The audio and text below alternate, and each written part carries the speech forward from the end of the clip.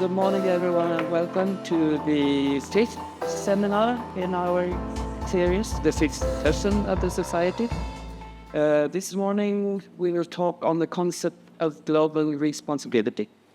First speaker is Ettore Costa from Scuola Superiore Meridionale in Naples.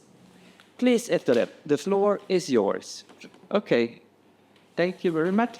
So in this paper I'm going to talk about the origins of global responsibility in reaction to nuclear weapons, developing on Matt's thesis about the development of the concept not as a response to environmental consciousness or other factor, but rather to the reaction to the existence of nuclear weapons and thus the possibility of the annihilation of life on Earth.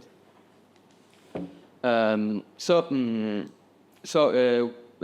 tried to define global responsibility as the idea that action of individuals, governments should be valued for their impact on the entire humanity and not just individual national interest groups. So global responsibility is an attempt to go beyond the national loyalties the national loyalties and the interest groups, and to embrace a comprehensive view on humanity. And many groups of intellectuals and politicians and theologians have contributed to this idea. And specifically, I'm going to focus on the natural scientists, which is a group that is usually not as much considered compared to other class of intellectuals, but I think it's important because the natural scientists were the first to notice the paradigm shift produced by nuclear weapons. They were the first to warn the world, and so they built the concept to understand nuclear weapons. Within this framework, they built that other intellectuals, such as philosophers, enter the conversation. So specifically, I'm going to focus on Italian scientists, which I particularly characterize as the heirs of Enrico Fermi, the Nobel Prize winner, and one of the leaders of the Manhattan Project, who taught at this university in a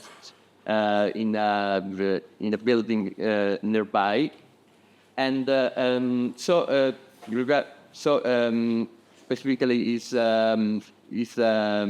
disciples Edoardo Amaldi and also the biologist Adriano Buzzali Traverso. So we talked about this global responsibility of the individuals, but specifically I want to focus on the special responsibility of scientists, which many of the scientists who went to the debate argued that the scientists themselves had a special responsibility. And I tried to classify this responsibility coming from three sources. First, the responsibility that comes from having contributed to the problem, since the scientists had created the nuclear bomb, so they felt that they were responsible for the problem caused by it. And this was a particularly direct perception in the scientists like Amaldi, who had built the knowledge that had led to nuclear fission in the 30s. So it was not just an abstract responsibility, it was very concrete. Then there was the responsibility that came from having a special expertise, and so having the ability to solve the problem that were caused by the proliferation of nuclear weapons and to warn other people. And finally, some responsibility came from the idea that science was an international progressive activity, and so science could become a model of internationalism that the relation between states and people could adopt. So there was an attempt to show science as a positive model. And in the paper, I reconstructed the work of the scientists against the nuclear weapon already at the time of the Manhattan Project with Leo Szilard, Niels Bohr, Einstein, Robert Oppenheimer, Joseph Batu, Eugene Rabinovich.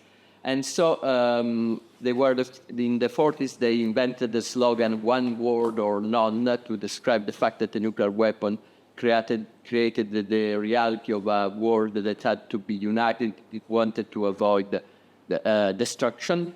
And then the new wave of activism from 1964, which led to the Russell Einstein Manifesto and the creation of the Pugwash movement, the regular meeting of scientists committed to peace who lent their expertise and their dialogue across the Iron Curtain to the government of the world. And then a new wave of activism in the late 70s with the Second Cold War and the question of the Euro missiles. So to talk about Amaldi, who was the only Italian scientist invited to the first Pugwash conference, even though he could not attend. He was very committed. He was part of the continuing committee of Pugwash from 1962 to 1972. He was but especially Amaldi was for many decades the pivotal person in this Italian science. So he put the network of scientists involved in various disciplines, especially physicists, to the struggle for peace. And for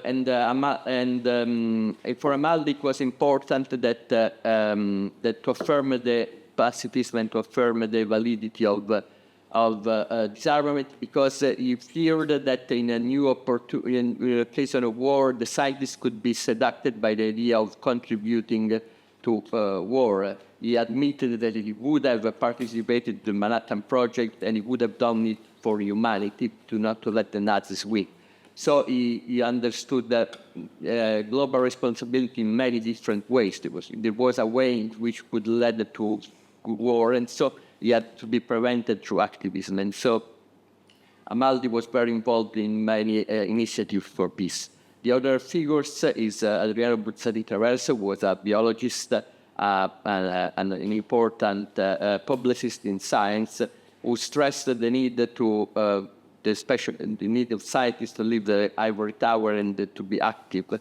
And in the 80s, he produced this book, Nuclear Death in Italy, which described in vivid details the effect of a nuclear bomb on the peninsula. And Amaldi and Buzzati-Traverso was very committed to the idea that the scientists had a special responsibility to work for global governance, even if they violated their national loyalties, and even if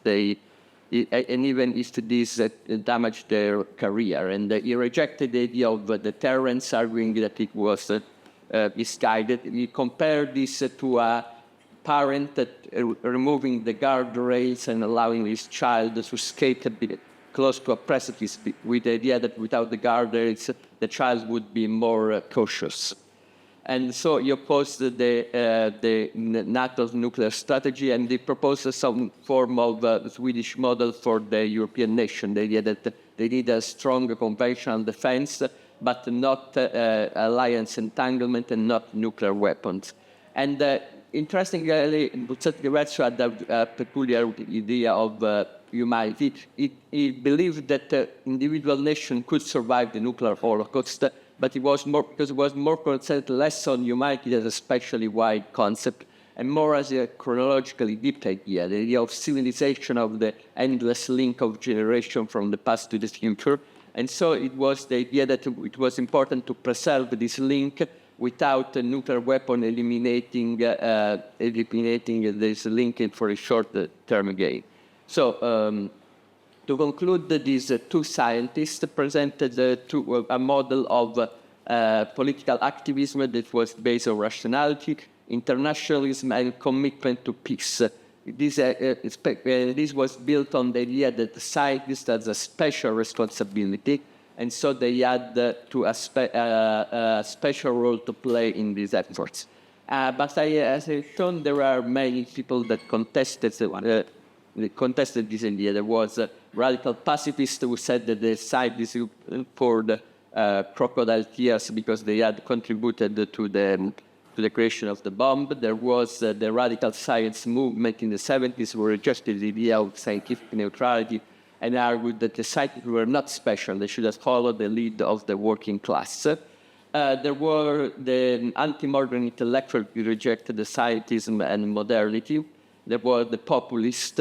And so what is important because I argue that the peace activism of these scientists like Amaldi and Buzzati Traverso was also a defensive effort. It was a way to defend the role of science in the nuclear era, to show that science was not just an instrument for war, but also an instrument for peace and development, and so to justify their existence in modern society.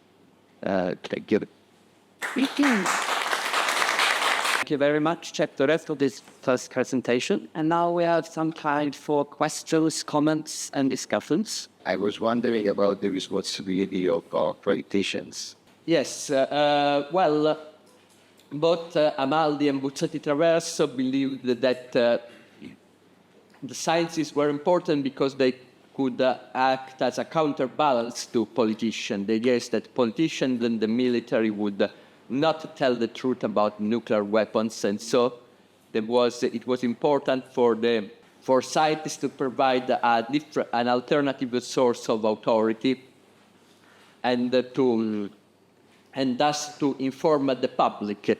It was for Amaldi it was more subdued because he was he was a powerful figure in the Italian science policy, but. At the end of his career, Buzzati Traverso was explicit on the idea that the military and the politician had tricked the population into complacency, and so it was the duty of a scientist, even a minority of active scientists, to wake up the people and make them aware about the risk of nuclear annihilation. So they consider the role of the scientist as a counterbalance to the role of politician and the military. Thank you for your presentation. I would appreciate, some further elaboration of the model that science could play a role in become a model for, handling this issue of world responsibility, just as it handles issues of investigation and research in an objective fashion. The idea of the scientists is that they needed to reject the idea of some intellectuals and or also some ordinary people that science was an inhumane effort that had produced destruction and alienation, and it was we can think, for example, of Jacques Ellul or the intellectual theory in the post-war period. And so they had to propose a positive model of science. And so they looked back at the scientific research in the 30s where the physics had done giant leaps, and it had worked through the effort of people in many different nations in the world: Italy, Denmark, Germany, France, Joliot Curie, Bohr, Fermi, the scientists in London, the one in Ottoan in Germany. And so it was this idea that the science had progressed through the effort of people in many different nations, and these people could cooperate, could speak to each other, understood each other, and all these people had been committed to peace, and they could call the example of scientists that had refused to work with the fascist regime, and so they had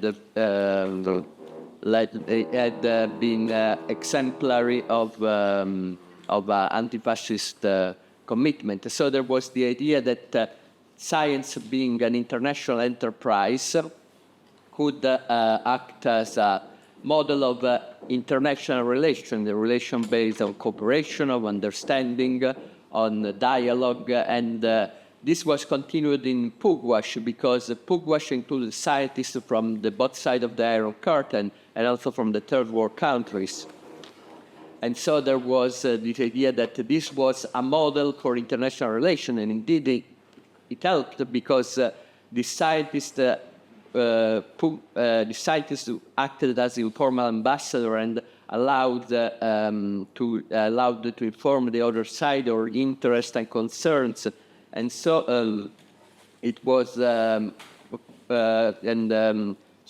Pugwash acted as a diplomatic bridge between the two sides, and so all the scientists that could call on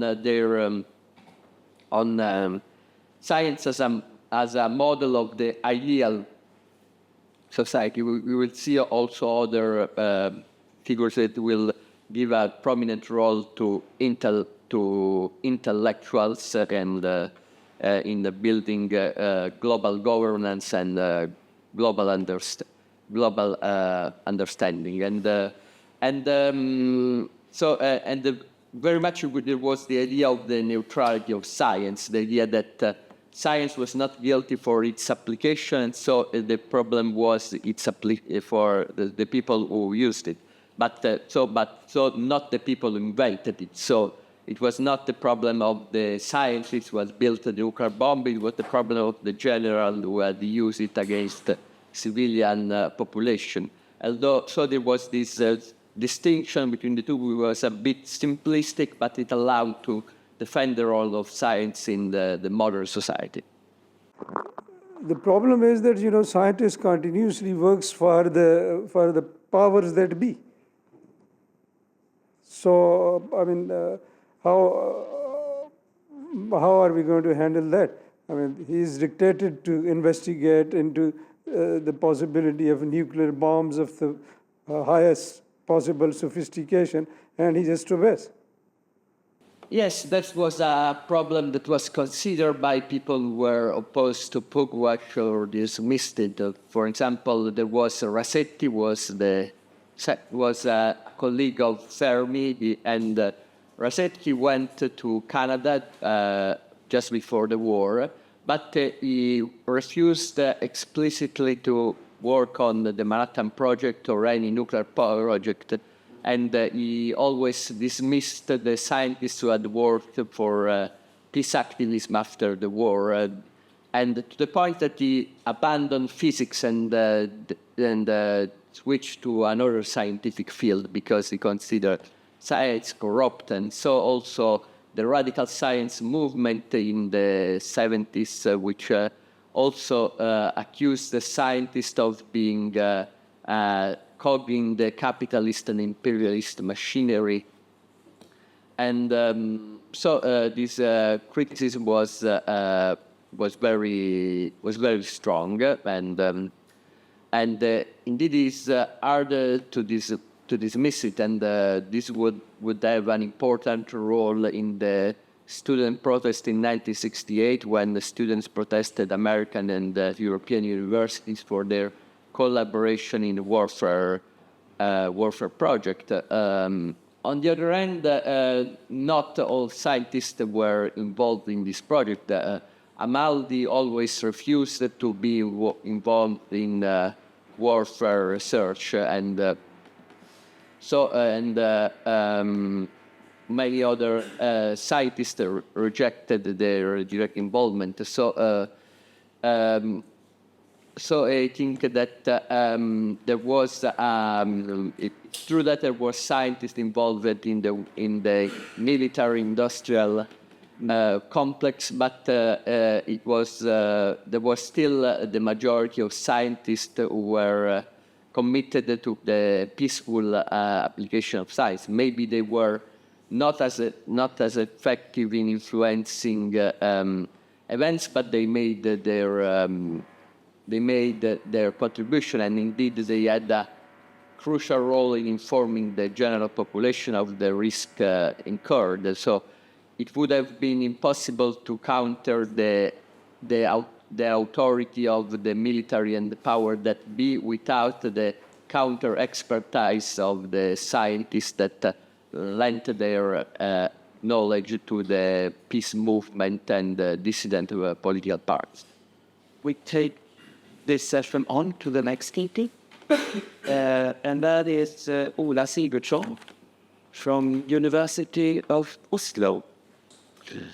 I've always found it a curious fact that two very influential European thinkers of the 20th century were colleagues at the University of Basel between 1948 and 1968, Karl Jaspers and Karl Barth, without their interaction drawing much attention in intellectual history. Both of them lived and worked through turbulent times, and both reflected intensively on these times. The Second World War and the question of responsibility became for both of them an existential as well as an intellectual challenge. Jaspers was, as I'm sure you know, German and lived in Germany during the Second World War, but took up a position at the University of Basel in 1948 and eventually became a Swiss citizen. Barth was native Swiss, educated in Germany, where he also spent his early years as a university professor, moving back to Switzerland and Basel because of political reasons in 1935. Jaspers started out as a psychiatrist, but gradually took up philosophy as his main interest and academic discipline. Barth was a committed Christian theologian all his life, writing one of the principal works of theology in the 20th century as a pastor in a small village in Switzerland. Jaspers was friendly with Martin Heidegger in Germany, but their friendship ended because of the latter's affinities with National Socialism. Barth was educated by the foremost liberal theologians of his time, but was disappointed with their pro-war stance in the First World War and transformed his theology accordingly. Barth and Jaspers were, of course, not unique in their being in the middle of things during these times. What it would mean to take responsibility was surely a challenge to many more than these two. However, several reasons make their comparison fruitful for a critical discussion of the concept of responsibility.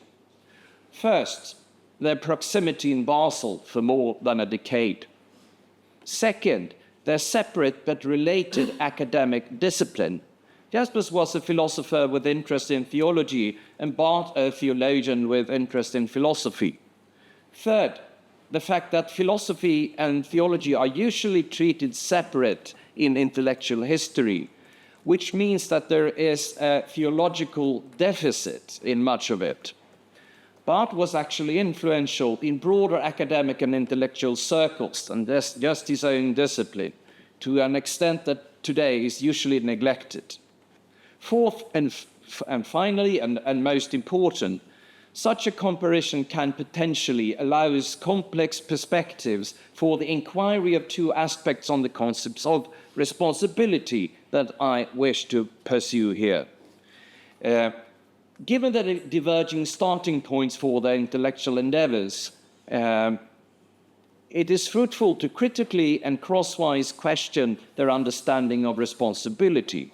Who is the responsible subject, and what kind of subject is it? Did they have any mutual exchange about the concept of responsibility or related question, despite the conflicting perspectives? And I'm writing what will be a much longer text on this, much longer for it to be healthy, really, but nevertheless, I want to explore the concept of responsibility and Barth and Jaspers, especially two different but related aspects of it. What is the extent of responsibility? Is it local? Is it global? And also, what kind of subjectivity does responsibility presuppose?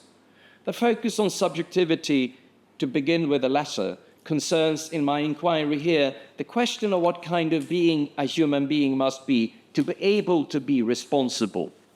This should not, however, be taken as an interest in a subject isolated from all relations to other subjects or things.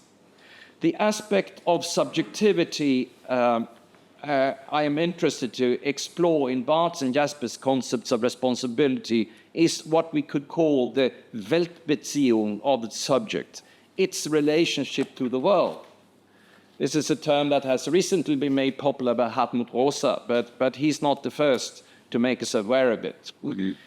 Essentially, the subject's relation to the world concerns how the subject experiences the world and takes a position towards it. In other words, the kind of subjectivity that I'm interested in here is a relational subjectivity. How you apprehend the subject's relation to the world, determines the way you construe responsibility. In what significant relations to the world would a responsible subject stand according to Barth and Jaspers? How are these relationships configured together with the subject?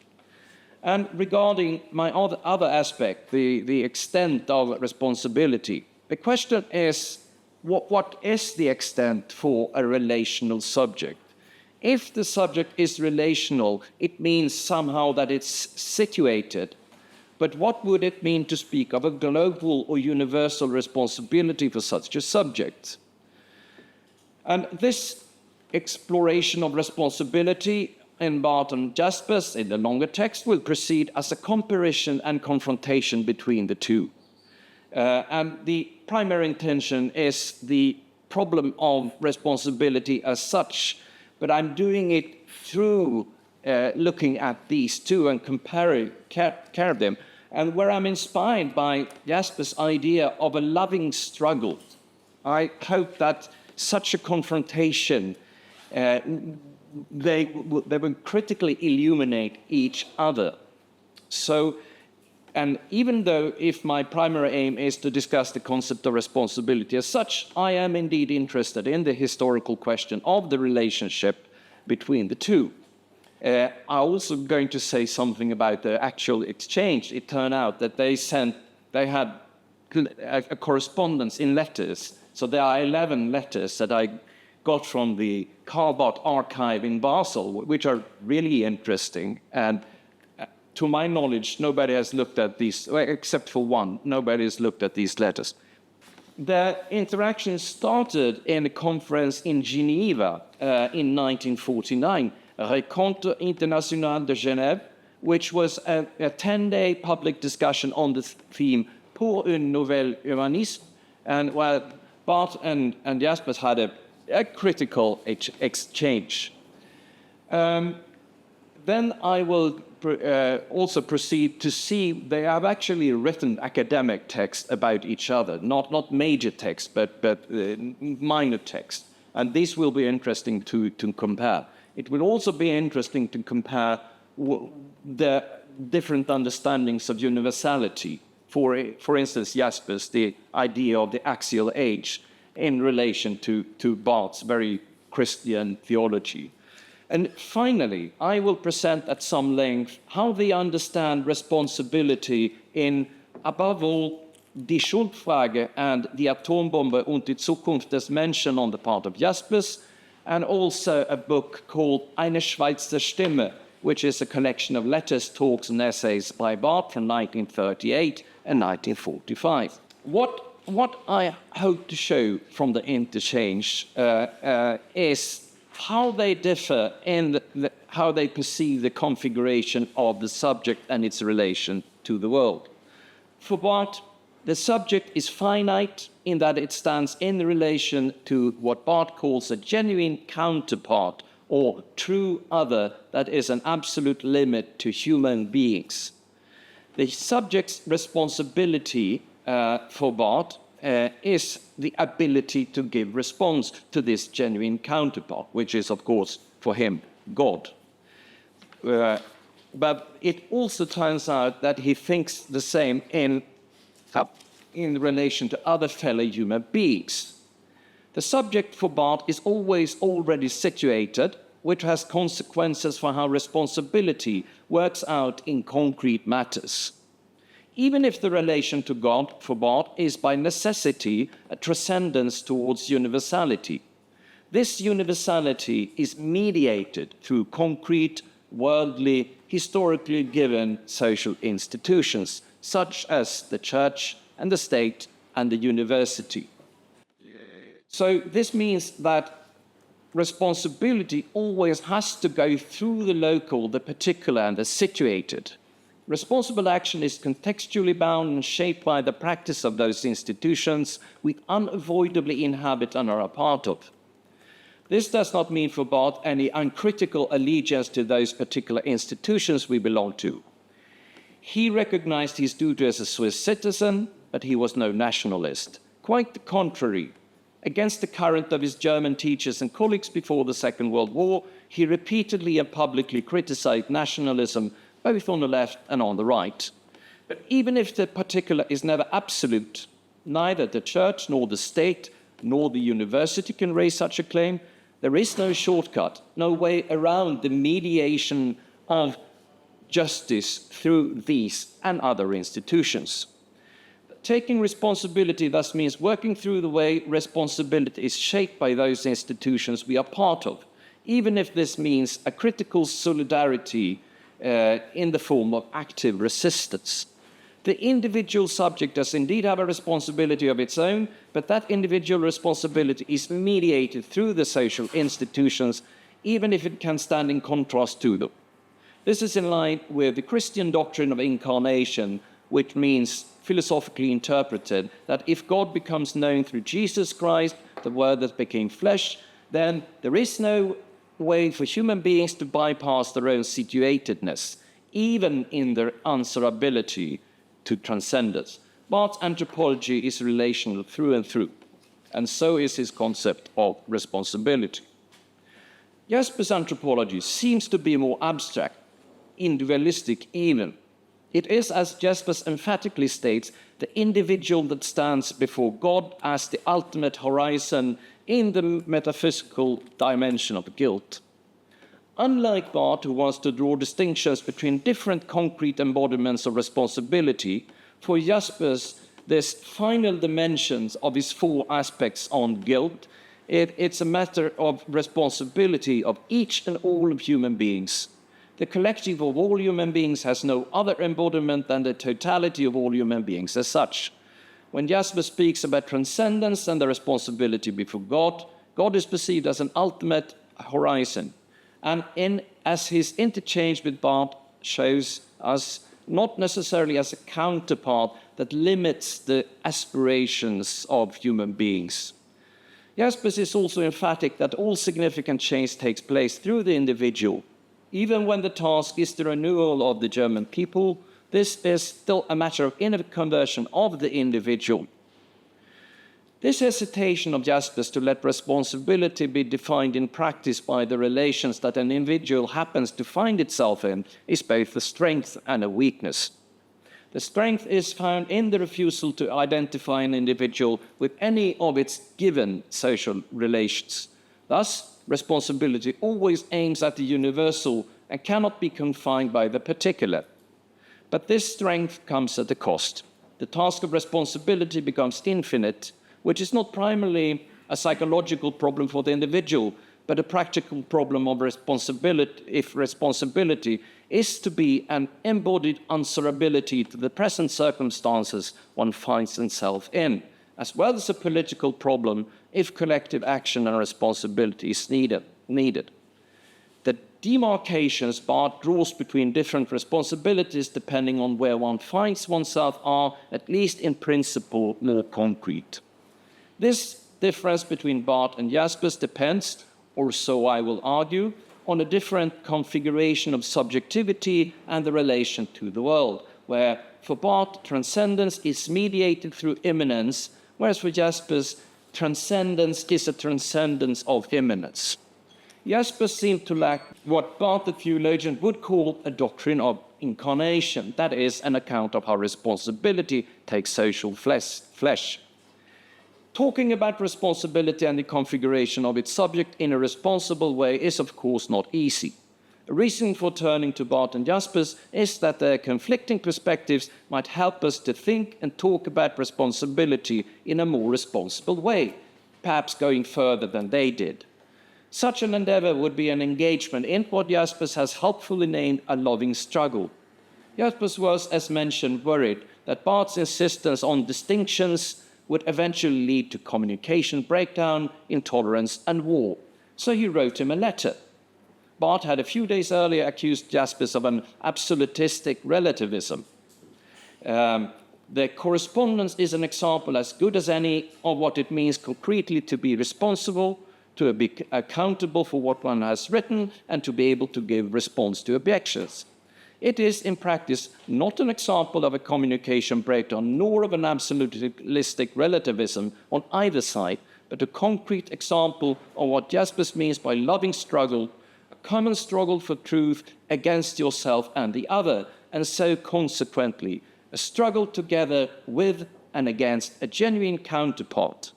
The letters are actual letters between colleagues with conflicting perspectives who both recognize that the communication with the other cannot cease. Thank you.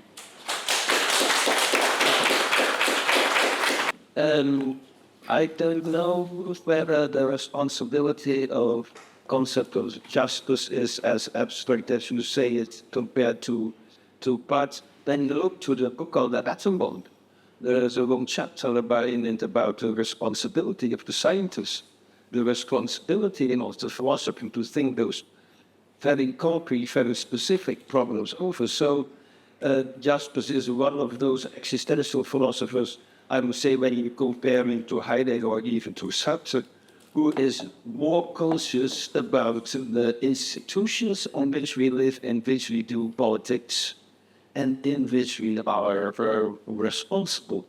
So it is, of course, without the concept of incarnation, but Jaspers always defends that one first, to become responsible, should transcend from its own factual parasite, was a factual being, to your existence, the level of existence, and then the level of existence, that ethical level should incarnate itself again in our normal situation. That is the message of the book of the Atom.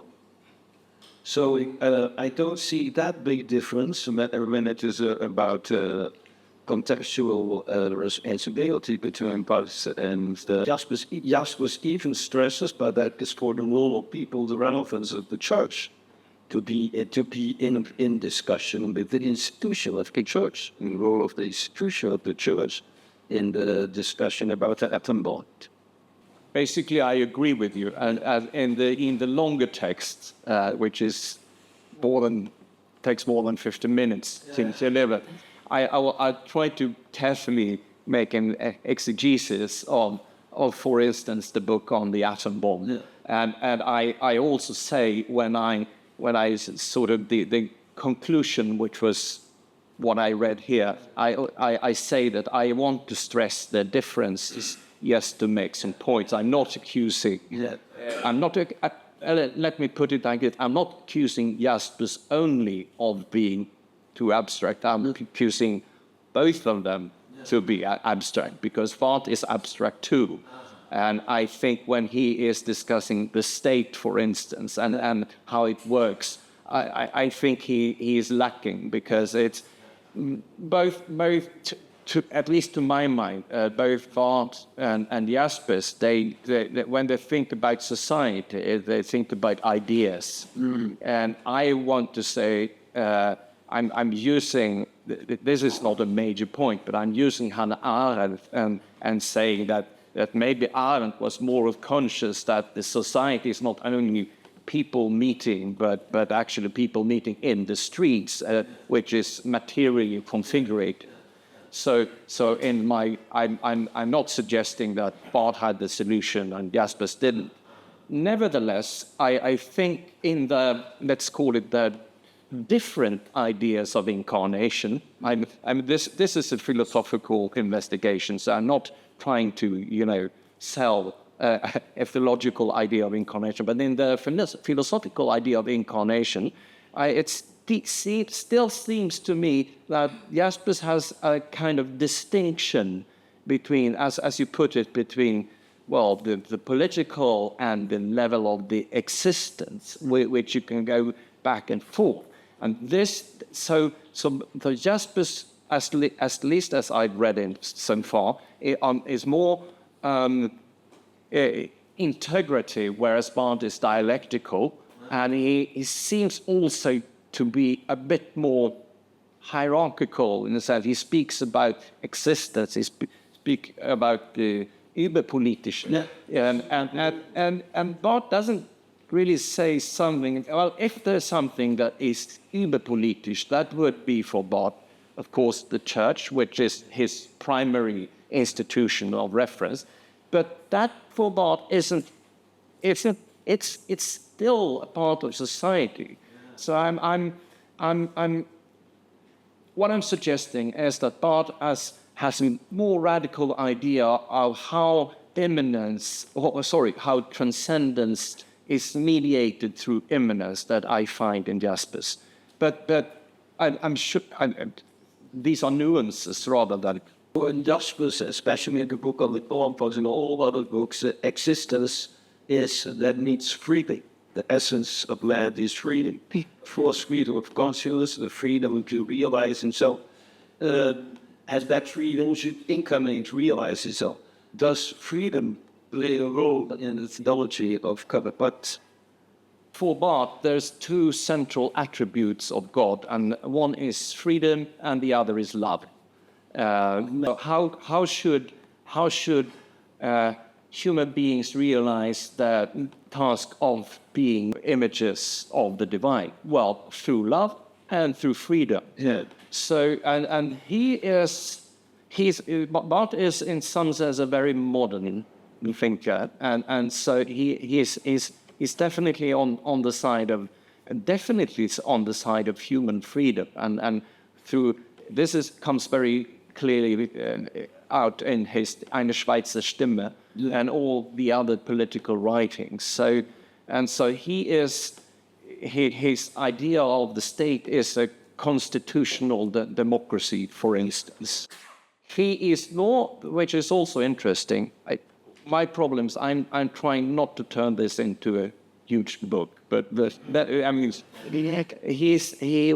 what's interesting in the interaction is also that if Jaspers was more liberal, Barth was definitely more left-leaning, and when they really had some arguments, that was when whom to invite to the University of Basel, only people from the West or also people from the East. So there's something there that needs to be explored, but hopefully not by now. Now it's time for the presentation by Astrid Grelz from University of Lund. In another year's edition of this conference, more specifically the 8th edition of the International Jaspers Conference in Beijing, Andrén argued that Karl Jaspers' nuclear ethics ingeniously anticipated the increasing awareness of world responsibility of the 70s and 80s, when philosophers worldwide facing the threat of climate change realized the need for extending the tempospatial limitations of traditional neighbor ethics. In this brief presentation, I continue where Andrén left off, arguing that Günther Anders anticipated both the growing awareness of this issue in the 70s and 80s, as represented here by Hans Jonas, and Jaspers. I begin by navigating through the different phases of Anders' negative anthropology, following the development of his ethical imperative in the nuclear age. I then discuss Anders' possible influence on Jaspers' 1956 radio lectures and Jonas' reflections on the new task of ethics in his philosophical essays from 1974 and the imperative of responsibility from 1979. And then I conclude with a few words about the philosophical relevance of sketching this complex genealogy. As goes for the first task, Anders' philosophical writings can chiefly be divided into two periods. In a lecture for the Kant Society in 1929, he takes the first step towards what he would later designate as his negative anthropology. The arguments presented here are in many ways reminiscent to Jaspers' discussion of anthropology in Man in the Modern Age. Anders suggests that, and I quote, people are not applied and fixated in a specific world and in a specific manner of life, end quote. We do not, like animals, have a natural relationship to the world, but as individuals, we're always already separated from it. In short, the very essence of mankind, in Anders' view, is that of being strange before the world, existentially homeless, without world, or even without essence. In an article from 1936, he continues by drawing two major conclusions from this conjecture. On the one hand, we're pathologically free, both changeable and capable of changing the world. Having difficulties overcoming this, what he calls ontological insecurity or metaphysical nihilism, we struggle to come up with an essence that is not there, overcoming the paradox of freedom and fleeing into an even more inauthentic state of being. This made-up essence neither corresponds with the conditions of our existence, nor does it remove our sense of alienation from the world. Hence, we suffer from what Anders calls existential shame. Whatever we do, the world will always remain an object to us. On the other hand, he concludes that there can be no such thing as anthropological knowledge, at least no positive knowledge, this is. Much like Heidegger or Ernst Bloch, Anders suggests that what primarily determines man is how he makes use of and orients himself in his changing world. We can thus make sense of the human being negatively by approaching man through his object-oriented relation to the world. Following the Second World War, the scope of Anders' negative anthropology changes.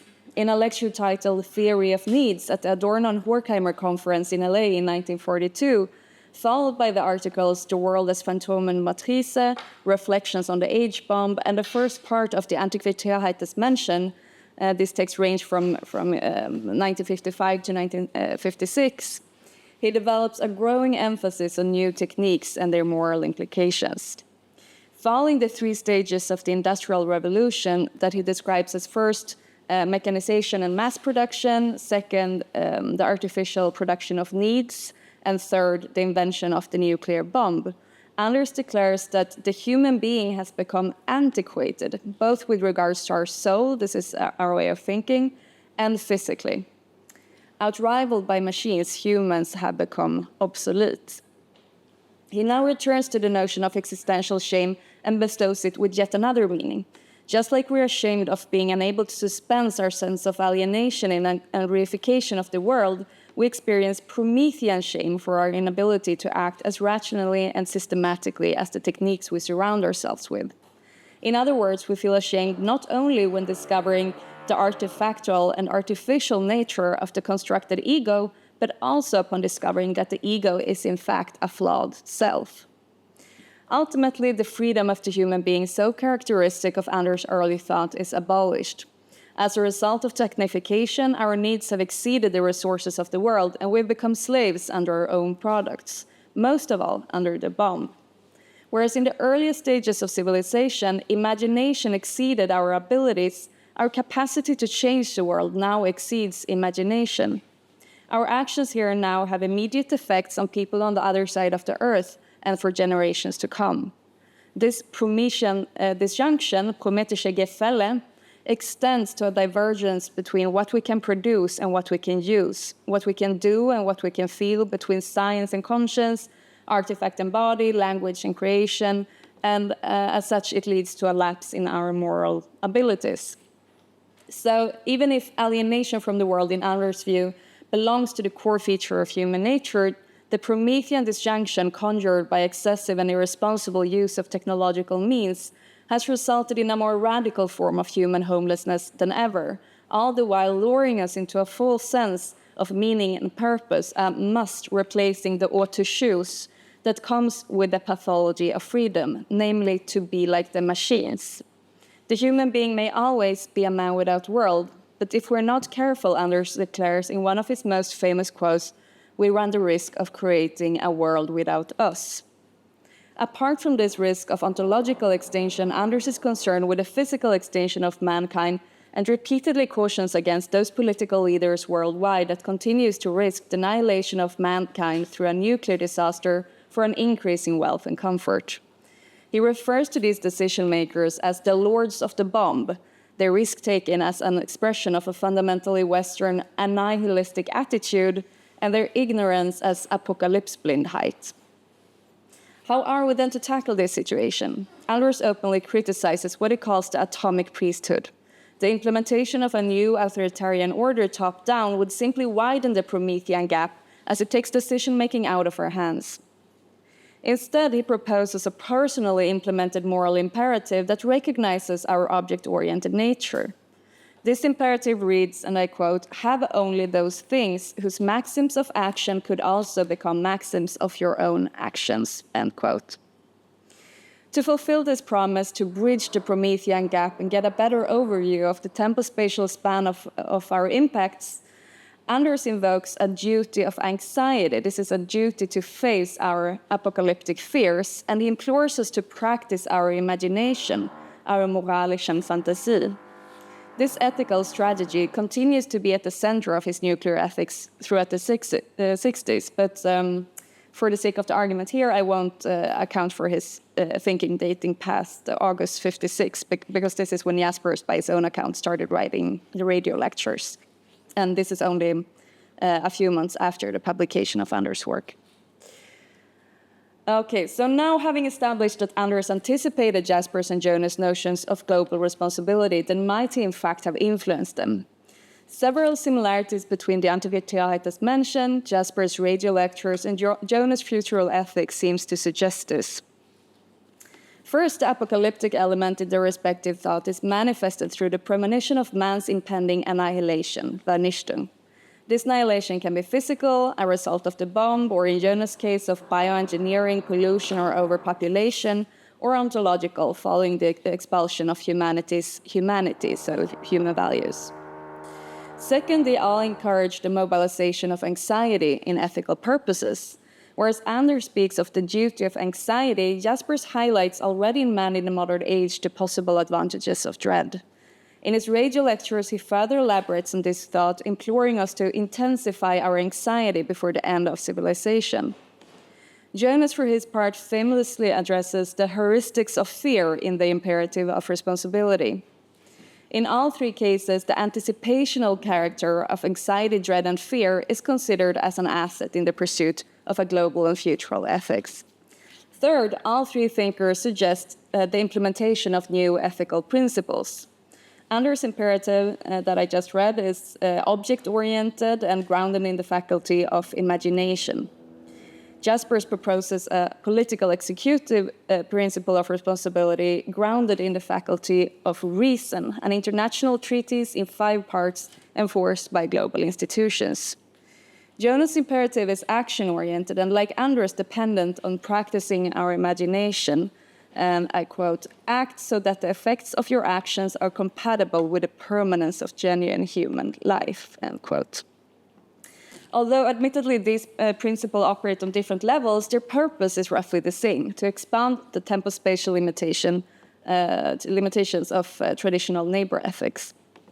The question now is whether these similarities are coincidental, a mere expression of the zeitgeist, or if there's anything indicating that Jaspers and or Jonas were in fact influenced by Anders. I begin with the second part of this question, to which I found the most univocal answer. In Jonas's case, the influence from Anders can be supported biographically as well as philosophically. Having met in a Husserl seminar in Freiburg in the 1920s, they formed a lifelong intellectual friendship. During a visit to the Hans Jonas archive at the University of Constance this spring, I discovered that Jonas wrote to Anders before the publication of his philosophical essays in 1974 to apologize for drawing too close to Anders' arguments. Anders' answer is friendly and encouraging.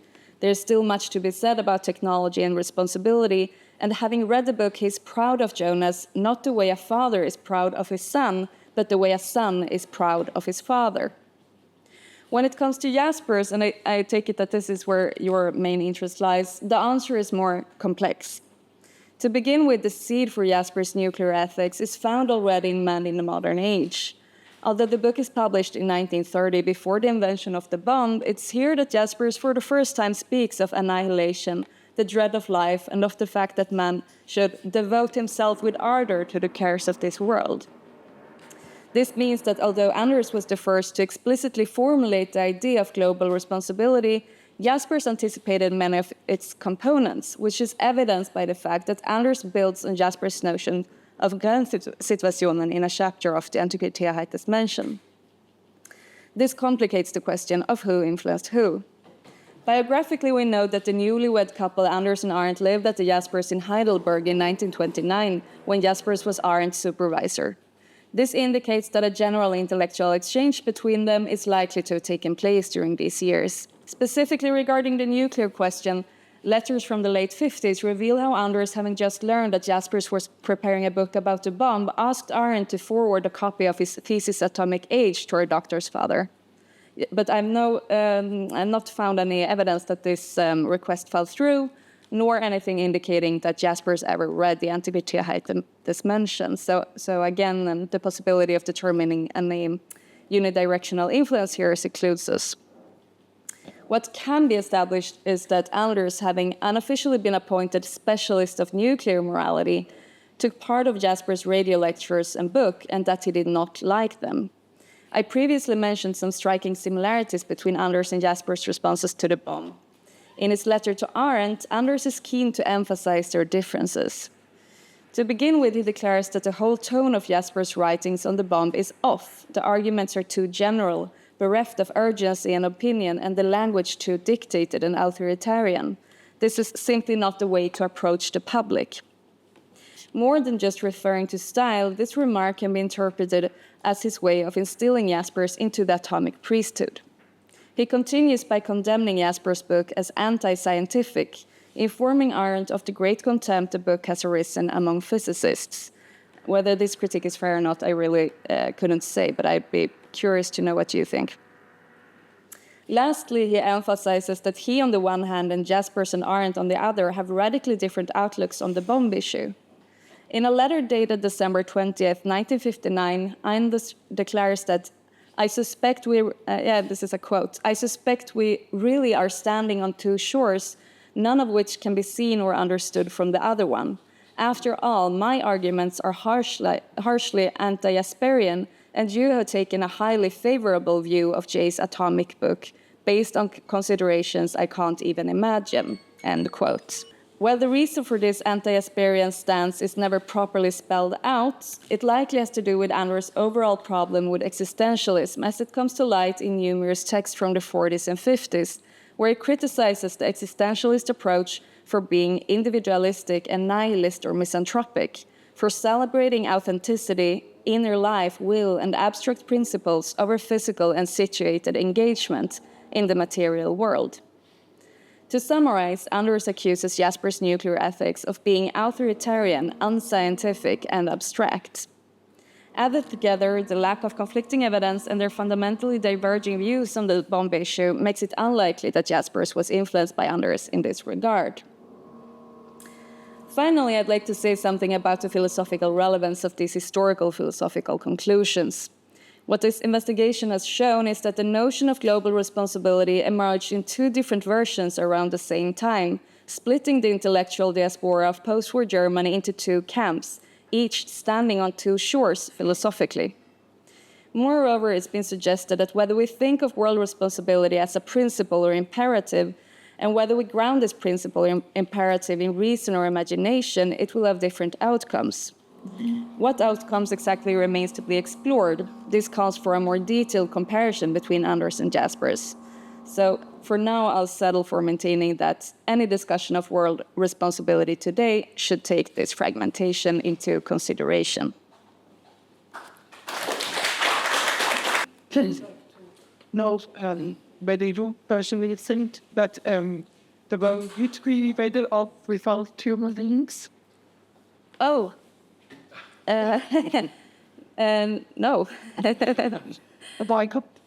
Oh, okay. So I think it's more interesting than talking about my opinions on the topic. Perhaps would be to talk about Anders.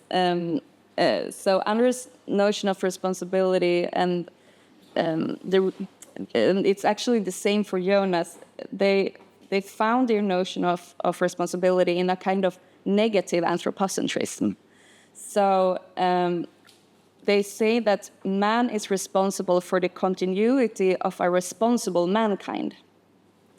And this means that first and foremost, we're responsible for the continuous existence of man, but for that to happen, we, by proxy, also become responsible for the environment, the climate, the rest of the world. And this doesn't mean that humans are more important, but it's their only way of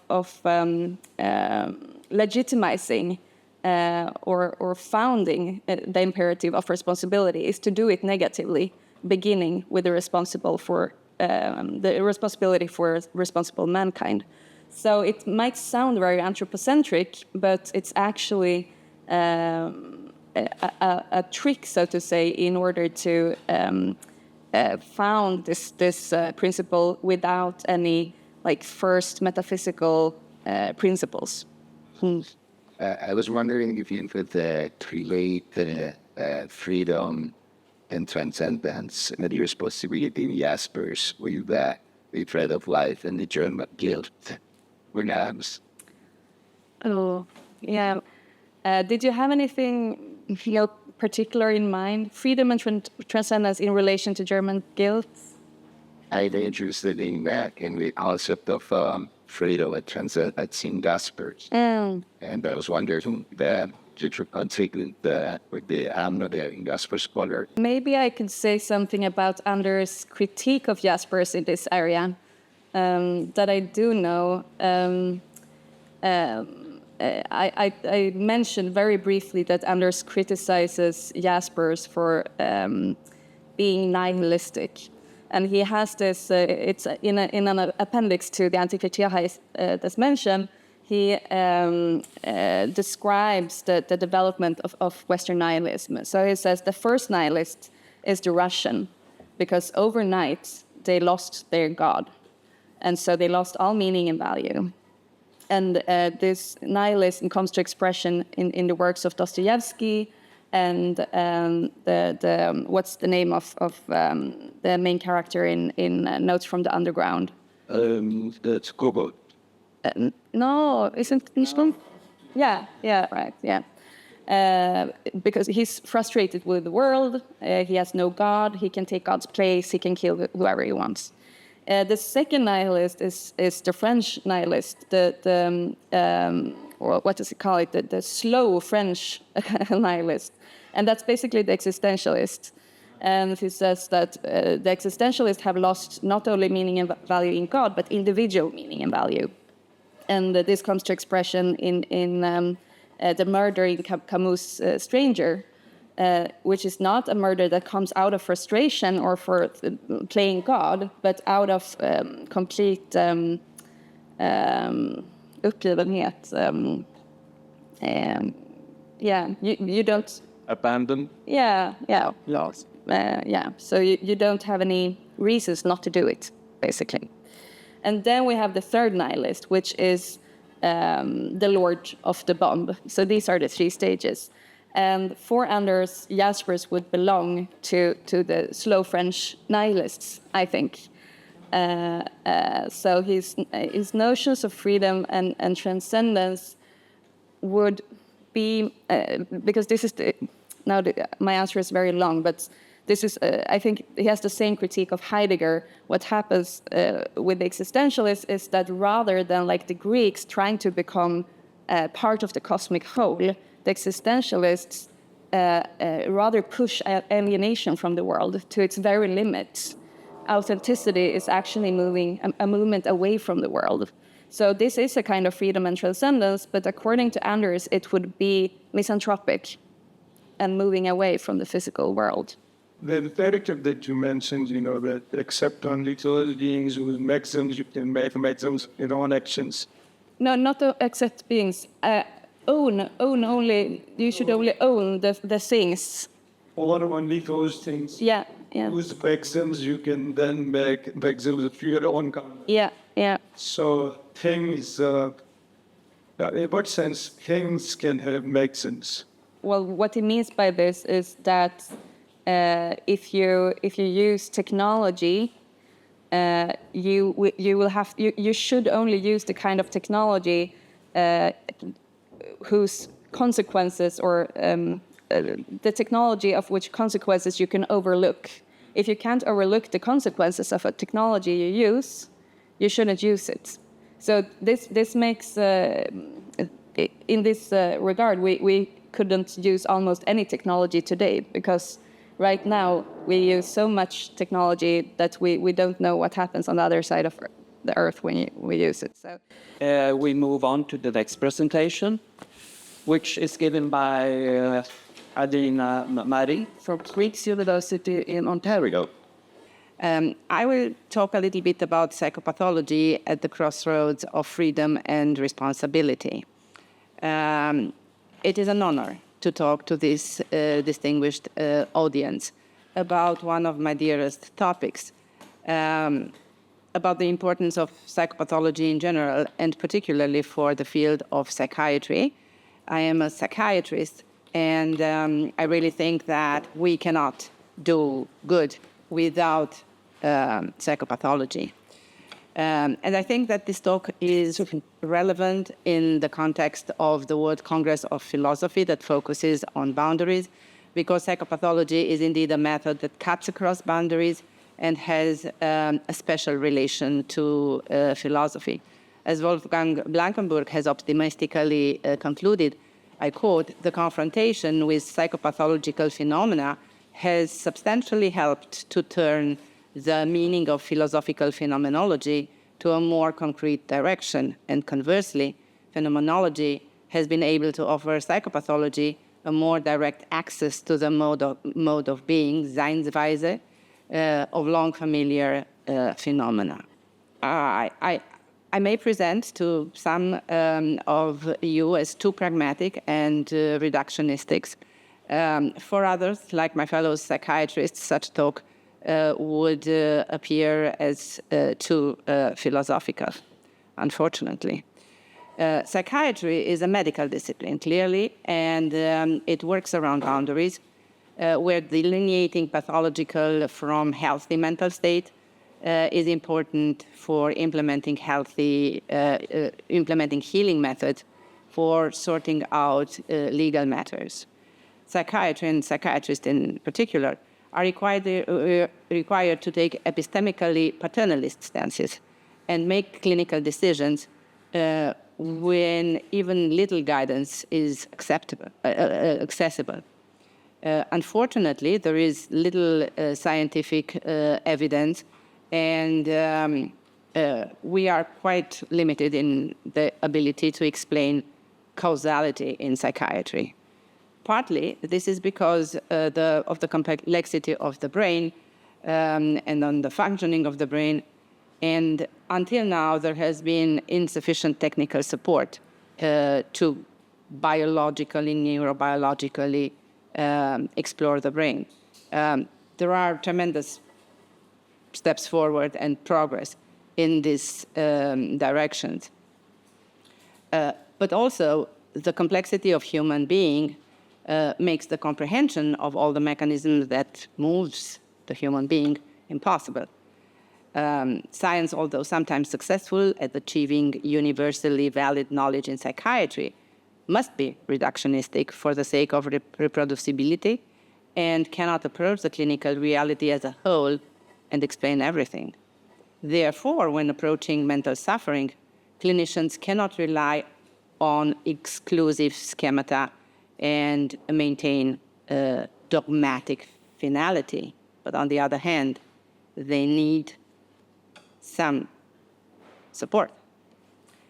So luckily, psychopathology complements the objective research of causal determinants, what Karl Jaspers calls explanation, offering a more comprehensive and more holistic, even if epistemologically less certain, approach. Psychopathology is a term that was given different nuances and perspectives and has unfortunately often been misused. And in the modern world, regrettably, the concept is rather discussed in relation to the philosophy of psychiatry than to clinical discourse. The main task of psychopathology, as we understand it, and from Jaspers, Blankenburg, and other psychopathologists before, is to integrate multiple dismembered elements that are specific to every existence into a coherent whole. It is requested to enhance the scientific approach by referring to existential elements that cannot be understood and cannot be known sometimes. Thus, psychopathology can help avoid the confusion created by inaccurate or invalid beliefs and make room for integration of a multidimensional scientific effort that addresses layers of human existence into an entity. And I will become now terribly pragmatic to give you an example of what we are confronted with. So possibly you know that there is a manual for diagnosis in psychiatry, a horrible tool. And there are 3 diagnoses, for instance. I'm just giving you an example of which you may have heard. So there is ADHD, where symptoms are related to difficulties of attention, executive function, we call it, emotion dysregulation, impulsivity. And then there is the bipolar disorder, where the symptoms are about emotion dysregulation, impulsivity, and problems with attention. And then there is borderline personality disorder, where the symptoms are related to emotion dysregulation, impulsivity, and problems with attention. And then psychiatrists have to make a choice between these diagnoses and apply a treatment, and the treatment for one is actually aggravating the other one. So this is a point where we really need psychopathology, because if you try to understand the appearance, if you try to understand what led to this appearance in the context of the patient, and you cannot produce schemata for that, you just have to understand the existential environment of the patient. And then you can differentiate between these diagnoses. You can choose the right treatment and be successful. But just by counting those symptoms, you do not get anywhere. So arguably, Karl Jaspers was the first to enrich the field of psychopathology with a phenomenological perspective, which connects independent pieces of the psychopathologic experience into an immediately evident whole. He highlights the importance of the in-depth exploration of the patient's first patient experience for the clinical approach. At the immediate descriptive level, the phenomenologically based psychopathology considers subjective and intersubjective factors at the same time. According to Jaspers, psychopathology is called upon to collect the context of individual happenings, aiming to clarify, systematize, shape the knowledge of facts and the existential understanding. Beyond discussing the physical realm of causality as an explanatory endeavor, Jaspers speaks of understanding as an empathic or intuitive approach that explores a person's subjective or conscious experience by dynamically unfolding from one state to the next and contextualizing a unitary meaning. Thus, psychopathology can help clinicians to further their knowledge beyond the simple description of facts, attempting to comprehend the whole. So more than anything, psychopathology provides the clinician with a mode of thinking, the phenomenological method. This subtle, differentiated, but unprejudiced approach should be faithful to the phenomena, open to record all possible changes and be indifferent to any explanations. So later on, Blankenburg and other scholars have felt that Jaspers has stopped at considering psychopathology on a descriptive level, and Blankenburg has suggested expansion of the phenomenological approach to several layers. So didactically, Blankenburg has added the second layer to the phenomenologically psychopathological approach, considering a pre-objective being of the particular appearance and raising the sight to insight, this level being more dynamic, more eidetic, quality-oriented, not limited to the descriptions. Both these levels disregard the external world of the individual, and Blankenburg has expanded it to a social communitarian perspective to the way we are looking to the process. And another expansion suggested by Blankenburg would include the individual's reflection of the experience. More so, Blankenburg has suggested using an encompassing matrix for describing and understanding healthy and pathological being, searching the pathological in healthy and the healthy for pathological processes. Because he feels, and probably it's very right, that there is a common denominator between sick and healthy states that is grounded in the ambiguities of the relationship between self and the world and between self and himself. And an example of such ambiguities are our need to capture reality, but also the need to distort it. Projections encompass both revealing and concealing aspects, or the ambiguity between our need for trust and for doubt that both protect us. So ultimately, Blankenburg has hoped that the phenomenological approach can bring us more to an explanatory level. Blankenburg was more a psychiatrist than Jaspers. Jaspers was a psychiatrist, but more a philosopher. And like any psychiatrist, Blankenburg, all of us, we need explanations. But I don't think that Jaspers was static and not dynamic. I think that he was just very careful and very much aware that if we see explanations where they are not, we will become rigid. We will forget that we have to be dynamic, free all the time, or allow our minds to see the possible developments of the situations, and then we will just lose the context and not be there with our patients. And then I will skip a little bit to get to scholars like Lisa Bortolotti, who is very concerned about the risk of epistemologic injustice. And I think that Jaspers had that in mind. But Blankenburg was more didactic than Jaspers. Jaspers says so many things in psychopathology that you need to think very much about in order to understand that. So what Bortolotti says is if we lose that intersubjectivity with our patient, if we lose that tendency to see the freedom where the patient's mind and existence can go, then we will stamp diagnostically or just through our attitude the patient. We will not walk with them through their reality, and we will miss the point and not be able to treat them.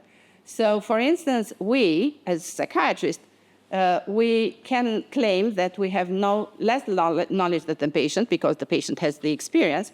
We can claim that we have equivalent knowledge, or we can claim that we have more knowledge. What Jasper says that sometimes we don't have knowledge, and we have to learn with this. We have to be aware of our limitation and make decisions. We have to make clinical decisions. We have to make treatment decisions. The patients, the mentally ill patients deserve the treatment. The treatments can be very successful at times. We have to make legal recommendations, and sometimes we have no objective basis on which to rely upon. So it's hard to be a psychiatrist, but far too often we forget to rely upon psychopathology to help us. So that's my conclusion, actually, that, and it started with this project, and I hope to be able to write a book and to share this with a psychiatrist. We will not go anywhere without learning how to function according to this method. Thank you. Sorry for being late. I think there is an injustice in the way Blankenburg and Binswanger consider Jasper's psychopathology. Actually, the phenomenology in Jasper's psychopathology is not in the articles with the title Phenomenology. Right. But much more in the articles about jealousy and the phenomenology in Jaspers is much more hermeneutic. Right. Maybe Duncan work is looking for a matrix. It finds it in Heidegger, but it already exists in Jaspers, but in hermeneutical psychopathology of Jaspers, but not in the text when it talks about phenomenology. I totally agree with that. And I also have to say, it's very hard to read Jaspers' psychopathology, either in original or in the English translation. You first need to develop the method and then to go back to the reading, and then you start resonating with it. But there is a difference between Blankenburg and all the other scholars. They want to be optimistic about, that matrix being possible. And Jasper says, no, it's not possible. There are moments when you really don't know, and you have to be sincere to yourself and wait until you will maybe know more, or accept that you do not understand and you just walk with the patient throughout their existence. It's really not a question, but it's just a puzzlement that one feels. Obviously, we don't have, as Jasper says, explanation. There's no qualitative behaviors going on in the patients. As the symptoms are great, and we don't have a cause and cause, no explanation. So we have to have empathy and empathetic understanding. You said we have to work with the patient's subject. I'm not asking a question, but I'm just requesting for more elaboration. I will answer first to the second part of your question statement, and then I would like to add something to the first part.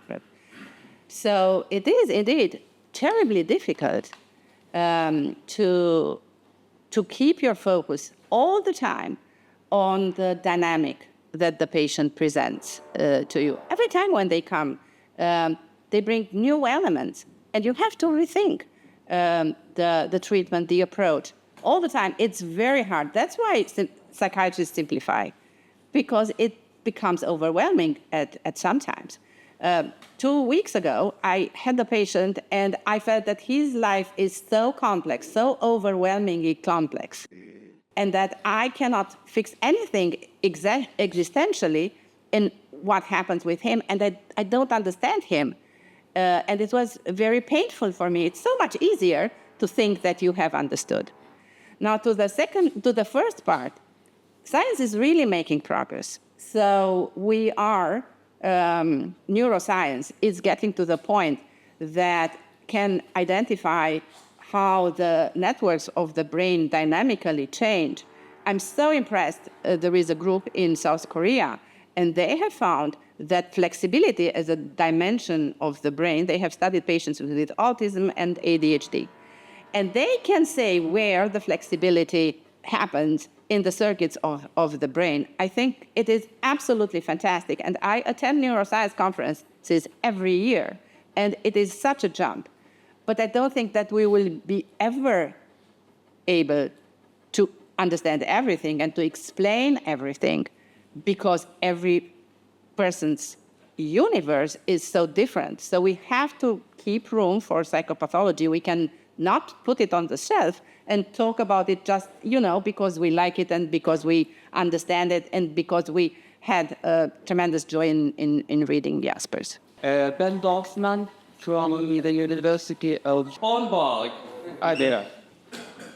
In taking on sort of very directly the world government question as opposed to governance, which is a sort of a different concept, a concept which has a lot of play right now in sort of international studies.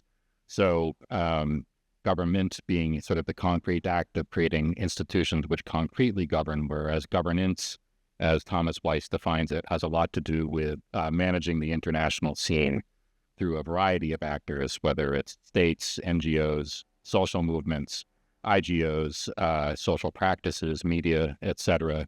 I'm interested in the sort of more old-fashioned question, which is that of government. It's actually nice to be in a somewhat sympathetic environment to that, because one is not always in sympathetic environments to that kind of question, because as many of us know, a lot of the intellectual touchstones that we've been involved with in here today, from some of the scientists that Ettore has mentioned, to Jaspers himself in particular ways, to ranges of activists and philosophers who were concerned with the bomb after the Second World War, touched on this issue, right? Touched on the idea of the possibility of moving towards a world government, and world federalism became a pretty significant idea.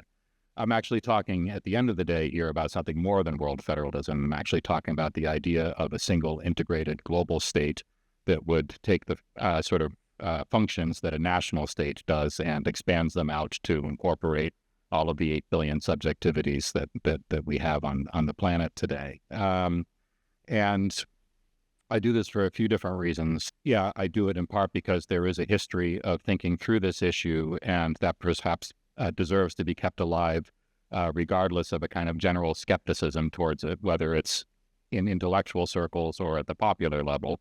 And I think there's no doubt that those skepticisms exist. And I'd like to be very clear that I'm well aware that if we step outside of these walls and ask most of the people around us in society, would you be interested in such a thing? The answer would be no, and that this would be seen as sort of intellectual pipe dreaming as such. I'm well aware of that idea. But I am interested in some other phenomena in sort of the contemporary global cultural scene, if one wants to put it that way, that maybe lead people a bit further down that path than we think. One is actually that, in fact, we've been developing sort of a broader range of institutions that cut across national borders and have legal effect than many of us might think. I mean, the EU would be the primary example of this. I mean, whereas Europeans lived political existences where there was a very high level of sovereignty among the different individual European states, there's now hundreds of millions of Europeans brought under a relative unity of law, sort of mobility across national borders, subjectivity, or being subject to a shared court system in the form of the European Court of Human Rights. But the EU is, of course, not the only organization which has moved in this direction as well. I mean, there's an African Union growing out of the Organization of African States, and there's an Organization of American States that maintain similar ranges of institutions, just not with a level of effectivity that the Council of Europe has managed to maintain. But the thing that really brings me to this issue is the human rights discourse, actually. This, to me, is one of the really sort of provocative events of the post-1989 world, and continues to be a sort of provocative dimension of the world of the 2000s and into the 2020s.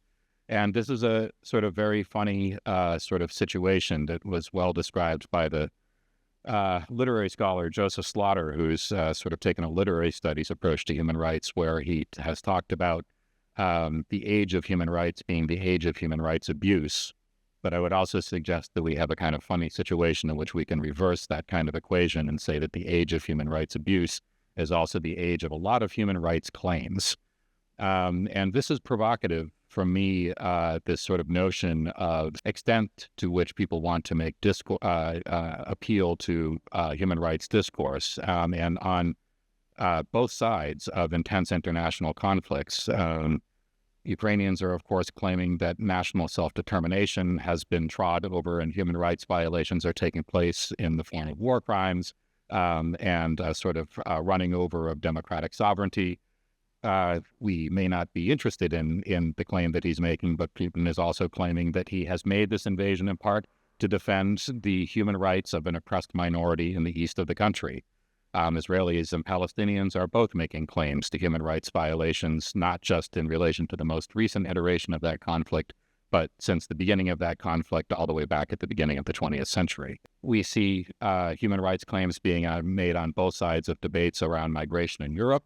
Those who are sort of take a liberal approach to asylum rights often appeal to sort of UN conventions and sort of broad universal declarations of human rights, whereas nationalists who are interested in limiting migration are often pointing to a right to cultural self-determination and the ability of peoples to be themselves. This was a very interesting phrase that you used vis-a-vis Jasper's essay on the bomb, that freedom has to do with self-realization. And this touches on what, to me, has been, as I've spent a fair amount of time with human rights research, one of the really sort of convincing definitions of what human rights are in their root. And this comes from a legal scholar whose name is Christian Tomaschott. He was a sort of UN lawyer and also an academic.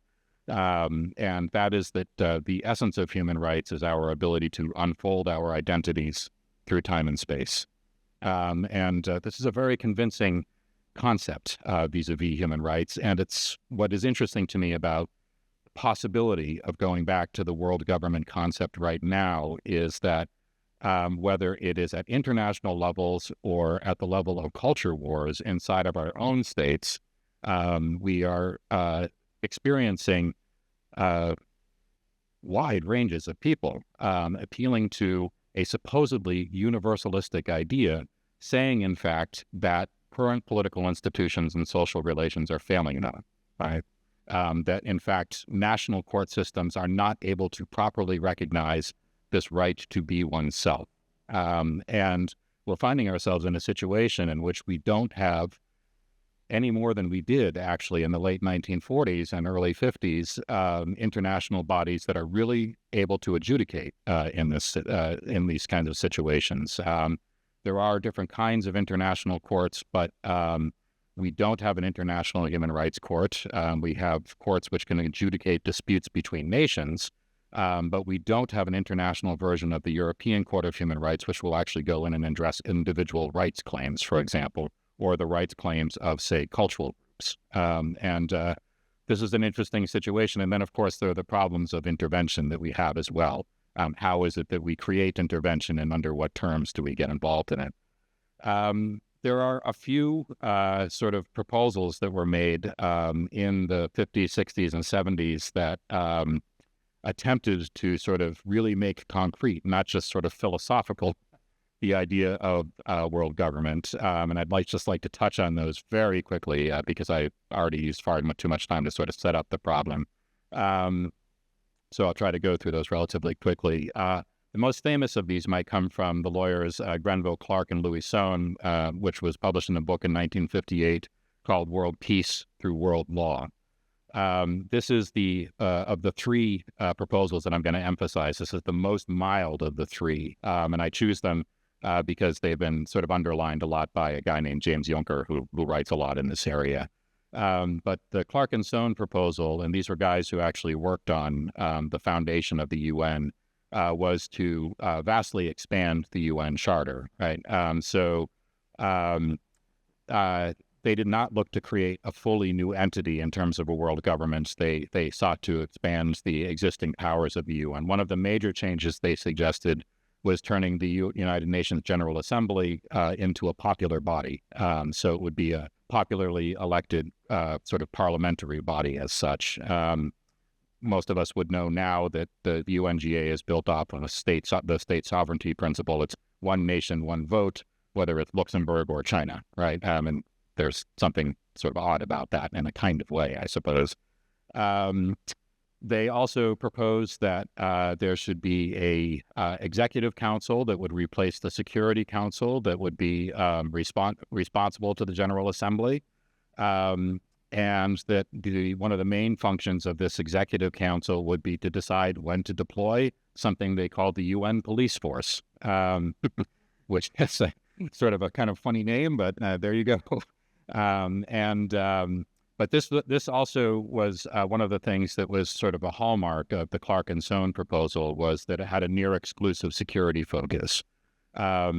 They picked up a lot on some of the criticisms that were being made of the human rights idea at the end of the 1940s. One of the most most famous instances of that being the American Anthropological Association, which in essence said that there was a danger in sort of imposing a single legal principle on the world in the face of cultural difference at the end of the day, right? So they said having a sort of international Bill of Rights that would have real legal effect is something that could be possible, but it could only be possible once there was a very high level of consensus inside this elected General Assembly on a popular basis. In the meantime, what they looked for was disarmament, apropos what a lot of people have been discussing in here so far, and maintaining sole interventionary force on the part of the UN. And that would only be accomplished once 5/6 of nations and 5/6 of a global popular vote assented to this new structure. Okay, that means there's a lot of legwork between here and there. Giuseppe Borghese, who was, he worked on the University of Chicago's committee to create a world constitution, he was a escapee from Mussolini's Italy. Wrote a book in the 50s, early 1950s, 1953, called Foundations of the World Republic. He had a very different idea. The UN should go. He thought that, sort of the world of kind of contemporary national sovereignty needed to be rethought, and that there should be a very centralized heavy world government created with a parliament of 99 members that would be elected from a broad set of electors that would be constituted out of different global regions. Europa, Western Europe, Atlantis, which was US and the UK, Asia Major, he called it, China, Japan, and the Koreas, so on and so on. His idea was that somehow these represented cultural regions, actually, and that representation could be based off of different cultural regions. He also proposed that there would be a world bench or a grand tribunal, a sort of international world court that would uphold a basic set of human rights, sort of along the lines of the Universal Declaration of Human Rights as we have it today. However, nation states would not be completely disbanded, and the reason for that was that they needed to survive as electoral units, and he also had the idea that national states represented sort of the locations of cultural difference. This is a point that I really want to take some issue with. Can we make this one-to-one equation between nations and culture? This seems like a very old-fashioned idea. A last proposal came out of the 1970s, developed over the 80s and 90s, and was advanced by the World Constitution and Parliamentary Association.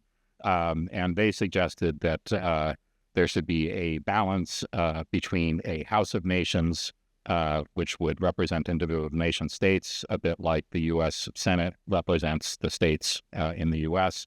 There would be a House of Peoples, which would be a popularly elected body, and a House of Councilors. The other thing that was unique to the Isley proposal was that the world state would also own. It would also be the sort of primary owner of natural resources around the world and have sort of distributive sort of capabilities around them.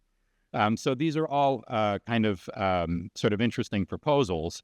I guess what it is that I'm interested in as a kind of innovation here has a lot to do, in fact, with the culture question.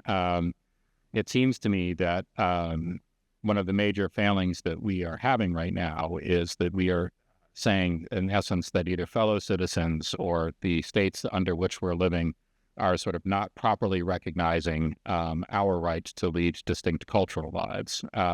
So a great example of this would be the abortion debate in the United States.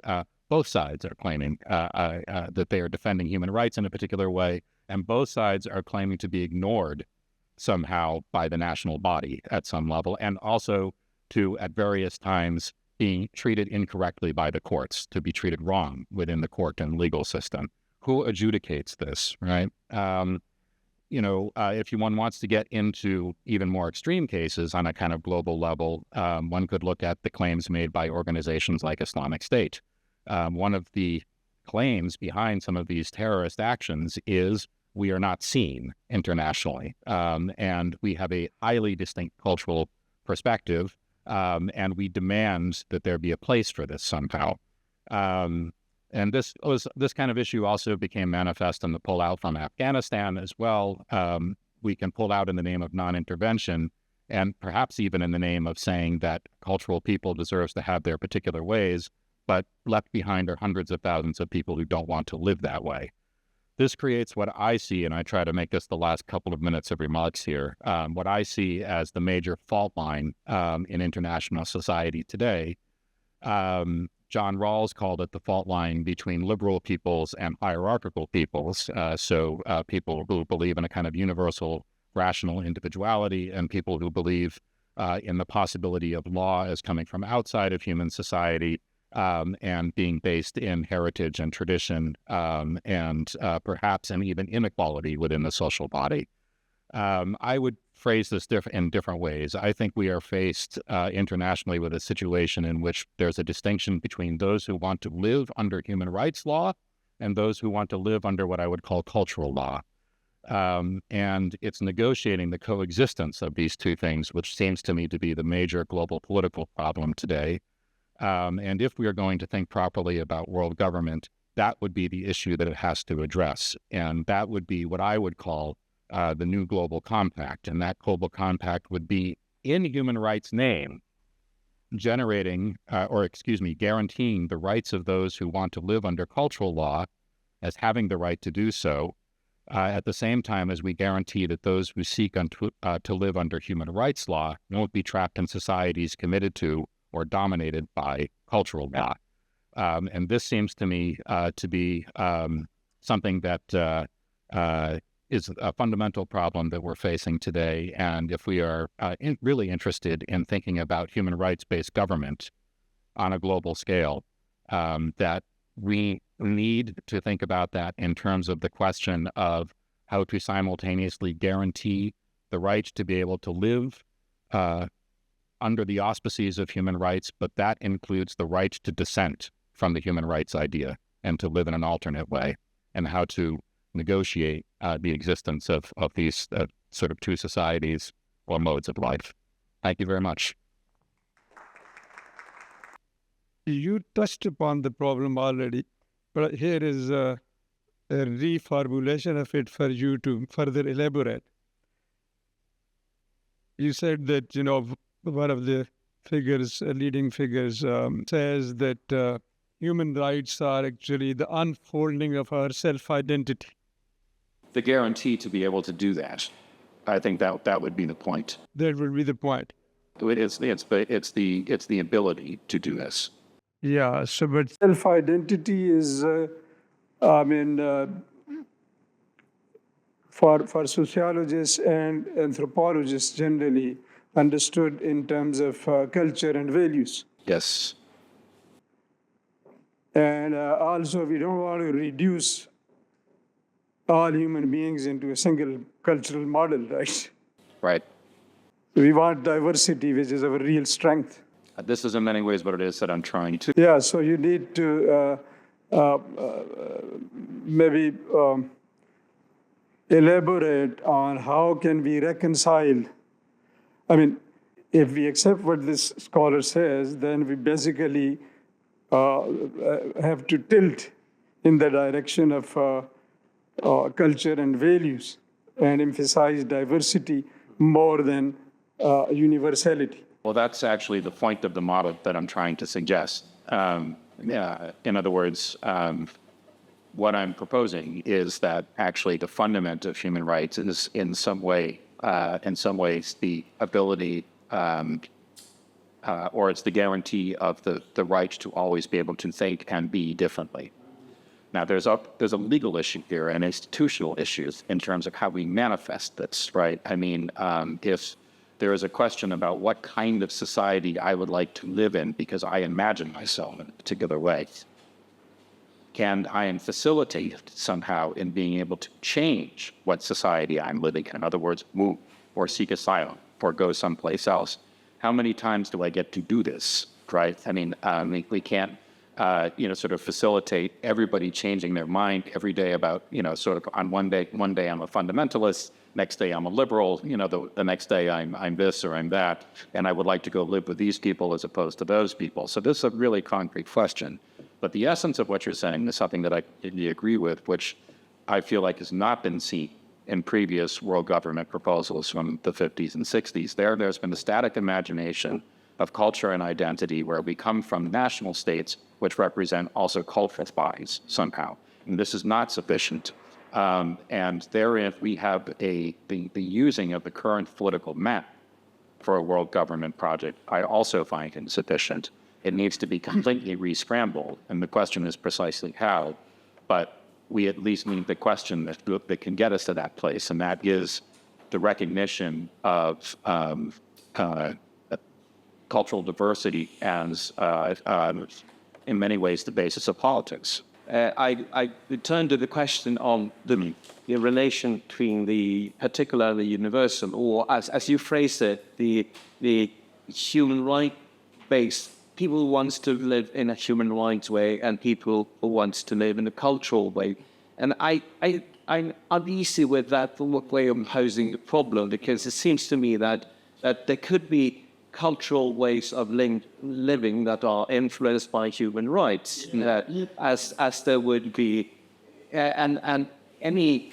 I mean, let's say Sweden is a nation that wants to live according to human rights, but it does it in a very Swedish way, and there could, of course, be many different ways of doing this, and also in relation to that, the matter of hybridity, that is.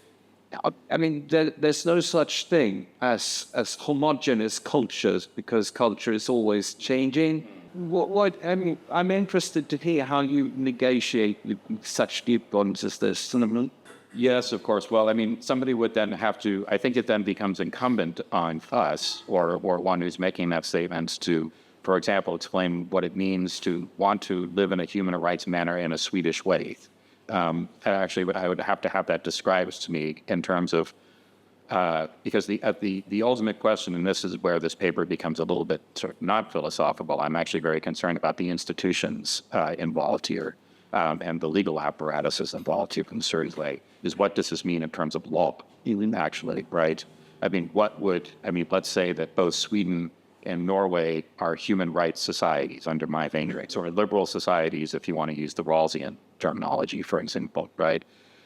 Legally, what would be distinct, right? And for what reason, actually, right? Are we, in fact, setting up, right now, by maintaining the sort of configuration of nations that we do, are we actually having an imagination that we need something that we don't?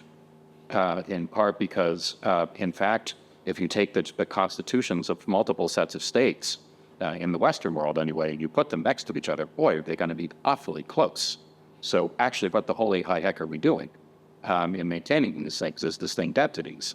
If the idea is that, in fact, the foundation of these constitutions is a higher instantiation of law, which we are claiming is a kind of international or global or human law, which actually is, and this is the foundation of most liberal constitutions. They all appeal to natural rights, to human rights. You find these vocabularies in the preambles of any number of national constitutions as they exist now. What becomes interesting for me would be the instances of constitutions that say that they come from a different basis, right? Where you do find these occasions. So one example would be Saudi Arabia has no constitution. Quran is the official constitution of the country. Another would be Iran. It explicitly claims its constitution to sort of not be coming out of a human rights basis in the liberal sense, but that it is derived from basically a certain set of religious principles, in essence, right?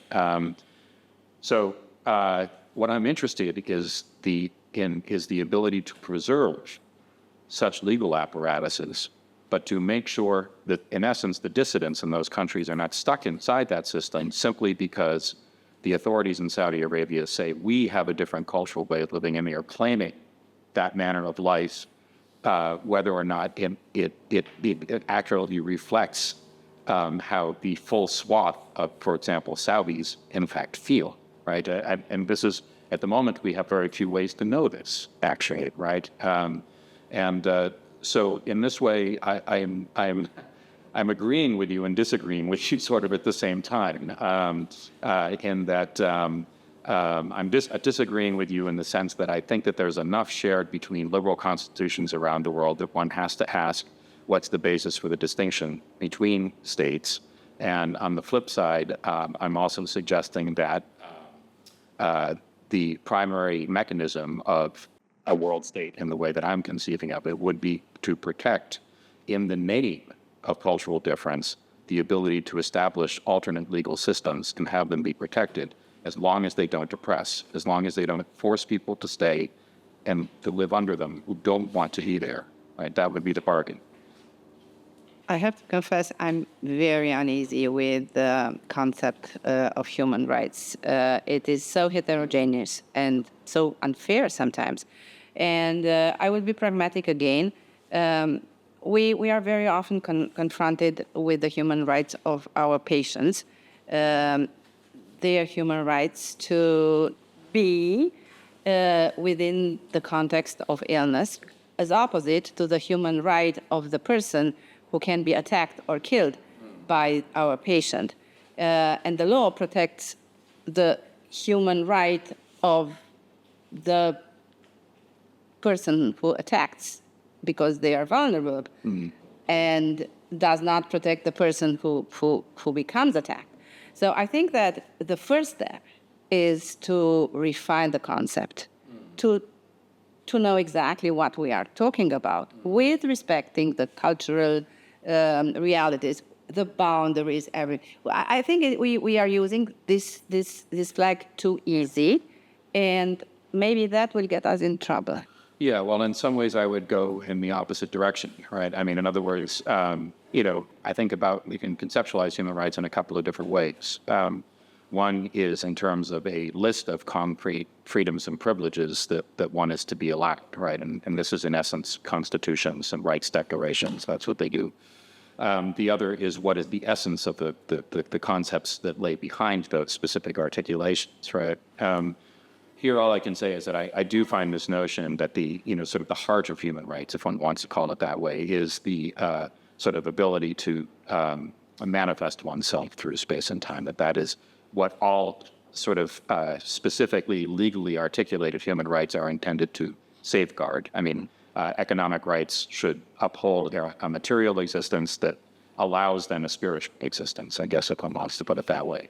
And then civil and political rights would guarantee a sort of conceptual space to engage in self-expression and free thought at the end of the day. And what becomes interesting to me about having a kind of vague, broad-based concept of the term, sort of this notion of the ability to sort of realize oneself through space and time, is that this then opens the space for collections of individuals, which then in my matrix would become societies, to articulate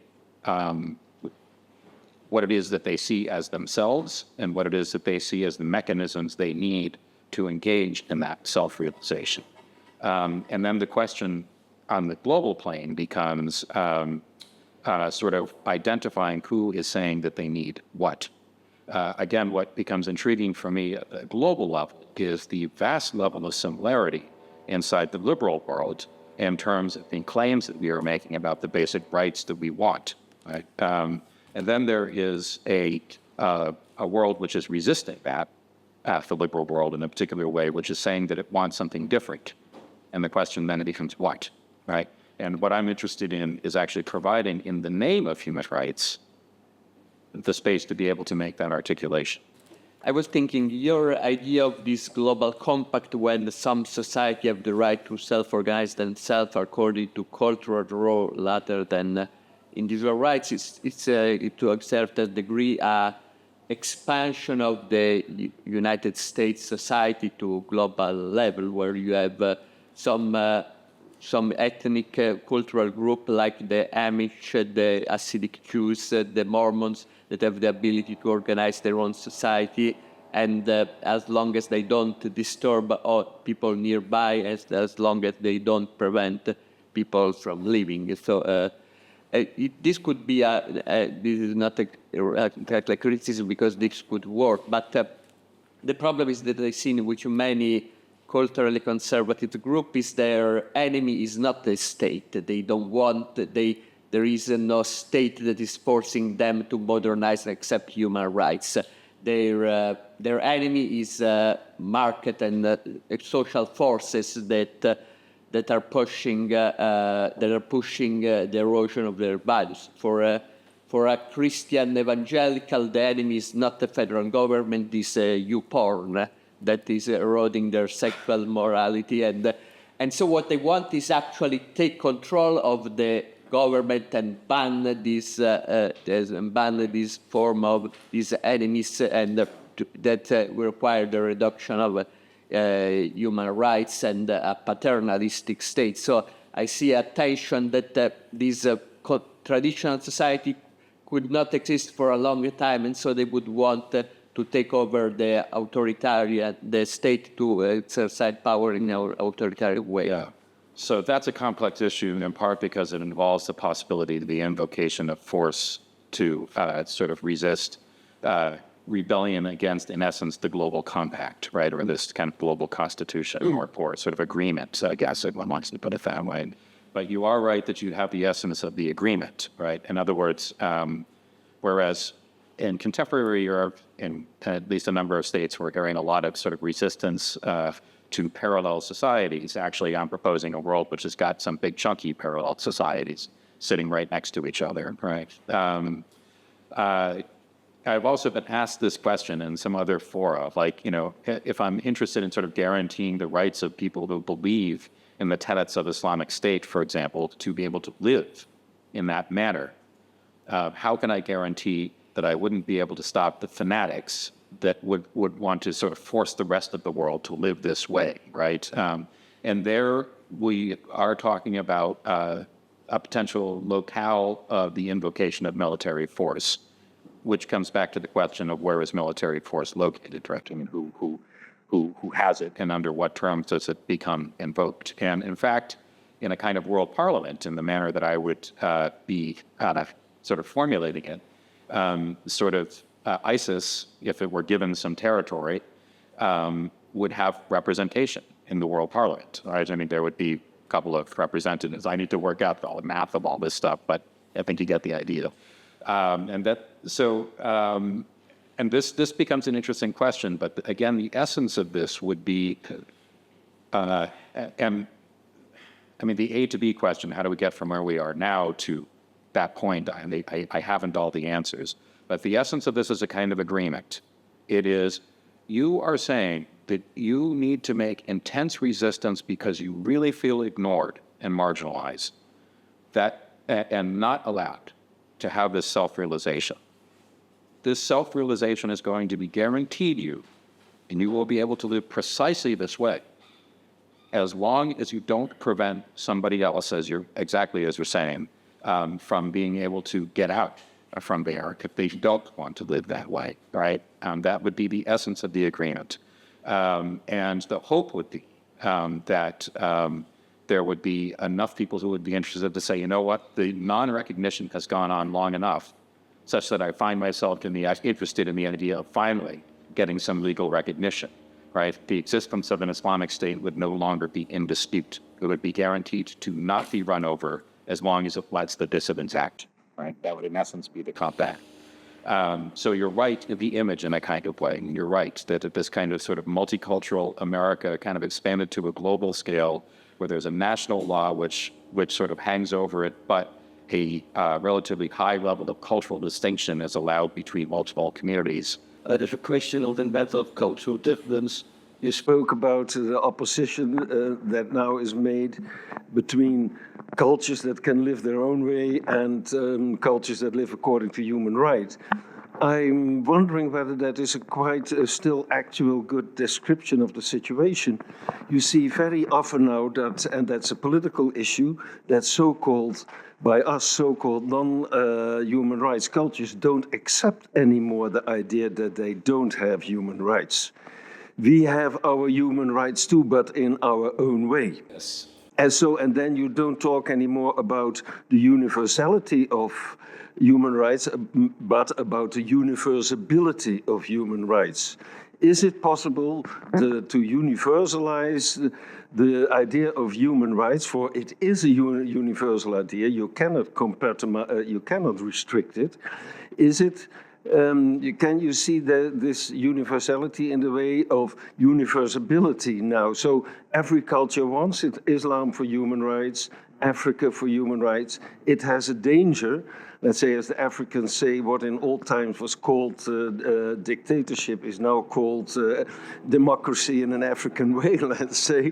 So you have that kind of problems. But I think in the political discussion, it's impossible to say now you are there and you have your own rights, be there. That would be a kind of neo-colonialism. So no, they say we have our own rights too, and that is the human rights are being universalized by that discussion. So actually, I don't disagree with anything you said. The question, I mean, in essence, you're describing something which I think is very true. I mean, in other words, the human rights are used to justify virtually everything right now, right? I mean, Al-Sisi in Egypt is actually, sort of claiming to defend a kind of human right to national security and a kind of stability to everyday life, but also a sort of national self-determination at the same time. And we'll perhaps ideologically be able to link that into some manifestation of Nasserism from the 50s or 60s or something like this, right? And where from the outside, it looks like a dictatorship. I mean, but actually, there would be people on the inside who say that would be a simplistic reading, actually, too, right? And we have this problem in any range of places around the world. That's correct. The issue would, because there's a whole range of, again, if we're thinking at the institutional level, and that is part of what this project is about, to describe institutionally, what would we build? What do we need to put into place, right? There becomes a very intense question about where will populations be, how will they get there, what are the sort of mechanisms by which people would be able to leave places, go to new places. If you're talking about, and this is I recognize the massive level of intense controversial dimensions of the term I'm about to use, so please take that that I have some self-awareness of this. But if you're talking about building cultural enclaves of some kind, right? There's something about that which sounds enormously dangerous, right? I mean, are you not talking about sort of walling in people behind territories? Any kind of system that would be built on this kind of compact, you will be able to be you will be given a place to be you will be given the resources to be you, as long as you don't prevent others from being them, right? That will have to be, this is where sort of a truly popularly elected new global parliament would become incredibly important, because it would have to determine the terms of all of precisely these things, exactly so they are democratically established and not through a sort of colonial dictation as such, right? But I see the problem. I'm very curious how you would address, given your talk, the fact that 3,000 languages have eclipsed since the 1900s. Yeah. So there's two sides to the language question. I mean, this is like one side of it is an expanded version of the criticism that's often made of the EU. It has to do its business always in, close to 30 languages, right? And that's takes an enormous amount of human power to do that. That's point one. The second thing is that, of course, this is also part of sort of the spectrum of thoughts about world government over the years, projects like Esperanto, et cetera. But the creation of a quote-unquote imperial language, right, is also, it brings a lot of dangers with it, right? I mean, we experienced that, and it's, one of the virtues of this conference, perhaps, is that it's allowed things to go on in multiple languages, even sometimes to many people's confusion, but that diversity also brings something, right? That's and perhaps an important thing to sustain. And I have to say, that's one of the questions that I would have to do more thinking about. I see the problem. The preservation of languages would have to be important, but business would also have to get done in some sort of way where people get serviced.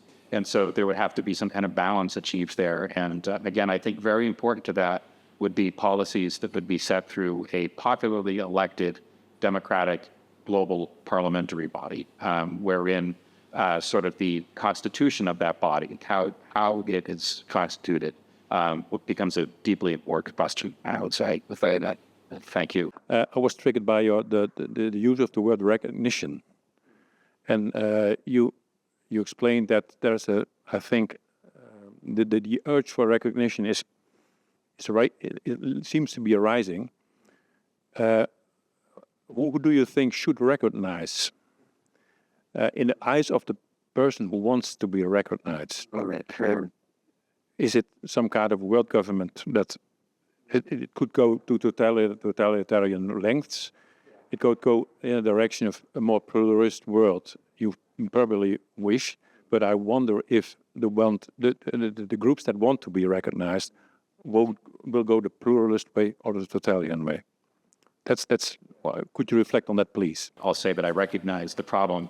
As I said for a lot of the questions in here, what I guess I would say is that it seems to me that in terms of these sort of battles for recognition that we're having, it seems like we're asking for recognition and to different levels in many places in the world. I mean, this was by fellow members, the social bodies that we find ourselves in, but the horizons of the social bodies we find ourselves in can actually be quite broad, right? And here, a sort of phenomenological approach can be very interesting. I mean, what exactly is the extent of your horizon? I mean, it can be, sort of like from Husserl's Ideen, as he likes to describe, sort of the immediacy of things in front of us, but then it's also all things with which we're having an intentional relationship, which can be the moon and the stars as well, right? So we may be looking for recognition on a local level, but also from the much broader global community that we imagine ourselves to be a part of, made up, and the citizens, the individuals within those things. But then I think we are also looking for recognition from those apparatuses that we are taking to speak for the individuals that constitute either our global society or our societies, plural. There we're talking about governance, and we're talking law, and we're talking about civic institutions, and we're talking about all forms of institutionalized authority. And I think we're looking for recognition at both of these levels, from fellow human beings, citizens optimally. We would all be citizens optimally. But we're not all, so I have to use the term fellow human beings. And then the institutions that are claimed at some level to speak for us and that we see as often speaking for others. And that is God in first instance. So that would be my sort of prima facie answer to that question. Ben, I love your project, just flat out. Tomorrow afternoon, I'm hosting a session on translation I did of Franz Rosenzweig's Hegel and the State. So it's not just recent iterations of philosophers or folks who have been thinking about these issues, but it dates back hundreds of years, right? And so as you're addressing all of these issues, you came up with the two primary models, which is the European Union and the United States, and obviously the kind of managing the balance between human rights and culture, those kinds of competing demands, right? So what seems to be the elephant in the room is, and unspoken in everything you've been saying is precisely what is culture. And we have this funny German term called Bildung, which is culture, but it is also used in the sense of education. And if you could speak on your vision, the role of education there, you did mention it about this conference, right? But this is kind of highly specialized conference, right? It's a global conference, world philosophy. But having that transform all the on-the-ground educational institutions is something that is, it seems to me, gargantuan. This is extremely interesting question. So firstly, I mean, sort of the way I'm using the word culture in terms of the idea of there being distinct cultures that need to sort of be allowed to be themselves is I'm actually simply equating culture with Weltanschauung, basically, right? A way of looking at the world. But in terms of this question of, well, in a certain way, what you're pointing to is the question of civic education into the new society, right? Into the new polity that we would all be a part of, which would be really complex, especially given that part of the sort of guarantee of the new polity would be the right to maintain views that question it, actually, right? That's a thorny issue, a lot like the language issue, I would say, which as I start to think about what the different chapters of this book are going to be, I realize maybe there's going to need to be a chapter on this, right? I mean, Foucault tells us a couple of different things. I mean, on one hand, he tells us how, education controls us in a certain way, but on the other hand, he also reveals how important education is to constituting political societies, and that if you can't do that without educational institutions and a particular directionality to them, a particular way that you want them to go.